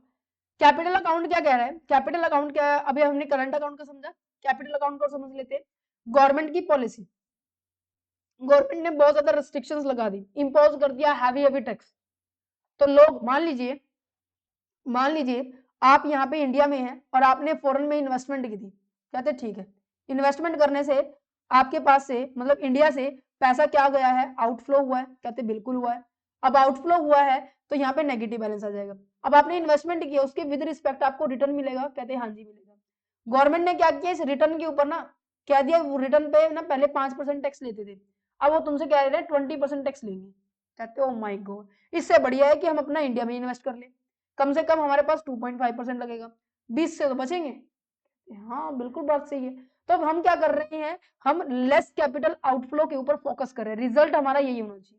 हम मोर कैपिटल स्टे रहेगी हमारी कंट्री के अंदर, तो हम क्या करेंगे, अपनी टैक्स की इंपोज करना शुरू कर दो। कैपिटल जो भी आपने इन्वेस्टमेंट किया है ना, तो उसके ऊपर आप अपना टैक्स की रेट बढ़ा दो। कहते हैं अच्छा, रिजल्ट क्या होगा, कैपिटल अकाउंट इंप्रूव हो जाएगा, दैट्स इट। कैपिटल कंट्रोल के अंदर क्या है, कैपिटल आपने कंट्रोल कर दिया कि भाई आप इतनी साल के अंदर क्या कर सकते हो, केवल 10 करोड़ रुपए ही इन्वेस्ट कर सकते हो, कंट्रोल हो गया। साल के अंदर ये देख लिया कि हाँ बाहर से ही इतना पैसा हमारे पास यहाँ पर आ सकता है, तो कंट्रोल करना जरूरी है कि जिससे हम आउटफ्लो के अंदर हम आउटफ्लो कम कर सके और हमारे कैपिटल अकाउंट को इंप्रूव कर सके। That's it. How much the money people या फिर company can spend the abroad में स्पेंड कर रहे हैं, और कितने फॉरेनर हैं जो हमारी कंट्री के अंदर एंटर कर रहे हैं, वो हमें ध्यान में रखना है। इंटरेस्ट रेट अगर बढ़ा दी इंटरेस्ट रेट तो ऑब्वियस है फॉरेन इन्वेस्टर्स क्या करेंगे, ज्यादा अर्न करेंगे। अगर कम कर दी तो ऑब्वियस है इन्वेस्टर लुक करेंगे आप किसी और बेटर इंडस्ट्री के अंदर लगे। दैट मींस आप ये कह रहे हैं फॉरेनर को कि भाई अगर तुम हमारे इंडिया के अंदर कंट्रीब्यूट करेंगे ना, तुम्हें 10% रेट ऑफ रिटर्न मिलेगा, मींस कि तुम्हें इंटरेस्ट डिविडेंड मिलेगा। कहते हैं अच्छा, अगर ये 10% से 4% कर दी ना तो लोग कहेंगे कि भाई इंडिया में इन्वेस्ट नहीं करते, कहीं और इन्वेस्ट करते हैं। अच्छा, expected exchange rate movement, exchange rate याद रखना जो आपको मैंने डॉलर का कंसेप्ट समझाया है, $1 60 और 89। अगर आपको ये है कि फ्यूचर में जैसे गोल्ड का भी मैं अगर आपको बताऊं सितंबर के अंदर जो गोल्ड है आपका 89 90 समथिंग 90,000 90,000 गोल्ड था 10 ग्राम, और आज क्या हो चुका है 1,25,26 ऐसा कुछ हो चुका है। अब हमें पता था कि भाई फॉर एग्जाम्पल हमें नहीं पता था, ठीक है, कभी कोई हमें अगर तुम्हें मैं कहूं कि तुम्हें अगर पता हो कि हाँ गोल्ड बढ़ेगा, गोल्ड बढ़ेगा, तुम क्या करोगे, तुम आज ही गोल्ड को खरीदोगे नहीं खरीदोगे, कहते हैं हाँ जी। अगर तुम्हें ये लग रहा है कि भाई 90,000 से ये तो 80 जाएगा, तुम आने वाली डेट पर खरीदोगे जब 80 हो जाएगा। तो एक्सपेक्टेशंस बात की जा रही है कि किस तरीके से मूवमेंट होगी। अच्छा, मेथड ऑफ द करेक्ट करने के लिए डिसिप्लिन मींस की जो अनबैलेंस हो रही थी ना कि आपकी एक्सपोर्ट, आपका करंट बैलेंस और आपका कैपिटल बैलेंस अनबैलेंस है, तो उसको कैसे आप उसको बैलेंस कर सकते हैं। सबसे पहले मेथड है कि आप अपने पास्ट रिजर्व को यूज करो। पास्ट रिजर्व का मतलब क्या है, क्या आपको याद है लॉकडाउन का टाइम, आप छोटे बच्चे होंगे, छोटे इन द सेंस कि आप होंगे ग्रेजुएशन में नहीं, आप होंगे +1 +2 में। क्या आपको याद है क्या उस टाइम पे आपके मम्मी पापा जॉब प्रोफाइल में थे तो वहां पर क्या जॉब पर जाते थे, कहते नहीं जाते थे। क्या उनको सैलरी मिलती थी, नहीं मिलती थी। क्या आपने खाना छोड़ दिया था, कहते नहीं खाना छोड़ा था। भाई खाना नहीं छोड़ा था तो खाना आ कहां से रहा था, आपकी जो बेसिक नीड है वो फुलफिल कहां से हो रही थी, भाई आपके जो आपके ऑलरेडी जो रिजर्व थे वहां से आप यूज कर रहे थे। या ऐसा था कि हाँ लॉकडाउन लग गया हमने तो खाना ही बंद कर दिया था चाहे 1 साल हमने, ऐसा नहीं था। आपके जितने भी पास्ट रिजर्व है आपने उसको यूज किया था। अब इंडिया के पास्ट रिजर्व क्या हो सकते हैं, इंडिया के जो हर एक कंट्री के होते हैं कि गोल्ड होता है, फॉरेन करेंसी जो आरबीआई के पास होती है, एसडीआर जो होता है, आईएमएफ होता है, आईएमएफ का मतलब होता है इंटरनेशनल मॉनेटरी फंड्स। ये आगे हम पढ़ेंगे, वर्ल्ड बैंक और आईएमएफ के ऊपर बहुत इंपॉर्टेंट क्वेश्चन आता है, बड़े ध्यान से समझेंगे। ये सरकारी चीजें होती हैं, अगर कोई भी अगर किसी भी कंट्री की हेल्प ना करे तो ये इनके पास जा सकती है और अपनी नीड को फुलफिल कर सकती है।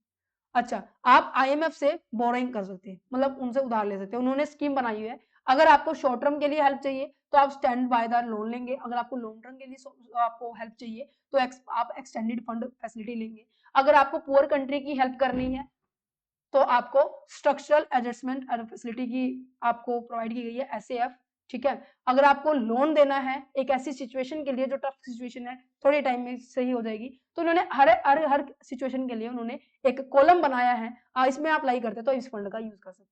सिंपली अगर मैं कहूँ कि क्या है ये आईएमएफ, क्या है लाइक ग्लोबल मनी है, ग्लोबल मनी लेंडर है जो कि आपकी क्या करती है, हेल्प करती है जो at the time of the economic crisis.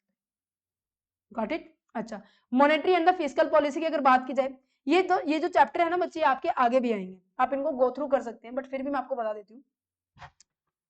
जो मॉनेटरी पॉलिसी होती है वो आपके देश के अंदर ना आपकी मनी की सप्लाई, इंटरेस्ट रेट, इनको हैंडल करती है कि भाई पैसे का कितना ज्यादा फ्लो होना चाहिए। ज्यादा फ्लो हो गया लोगों को कदर नहीं रहेगी, है ना। सस्ता लोन मिलना शुरू हो गया तो लोगों को वैसे कदर नहीं रहेगी, लोन पे लोन लेते रहेंगे। तो यहाँ पे मॉनेटरी पॉलिसी का मतलब है जब गवर्नमेंट क्या करती है, आरबीआई, गवर्नमेंट नहीं आरबीआई जब कंट्रोल करती है आपकी इंटरेस्ट रेट और मनी की सप्लाई, उसे मॉनेटरी पॉलिसी कहती है। फिस्कल पॉलिसी होती है जब जहां पर गवर्नमेंट की कॉन्सेप्ट आ जाती है, जब गवर्नमेंट टैक्स की रेट इंक्रीज डिक्रीज करती है।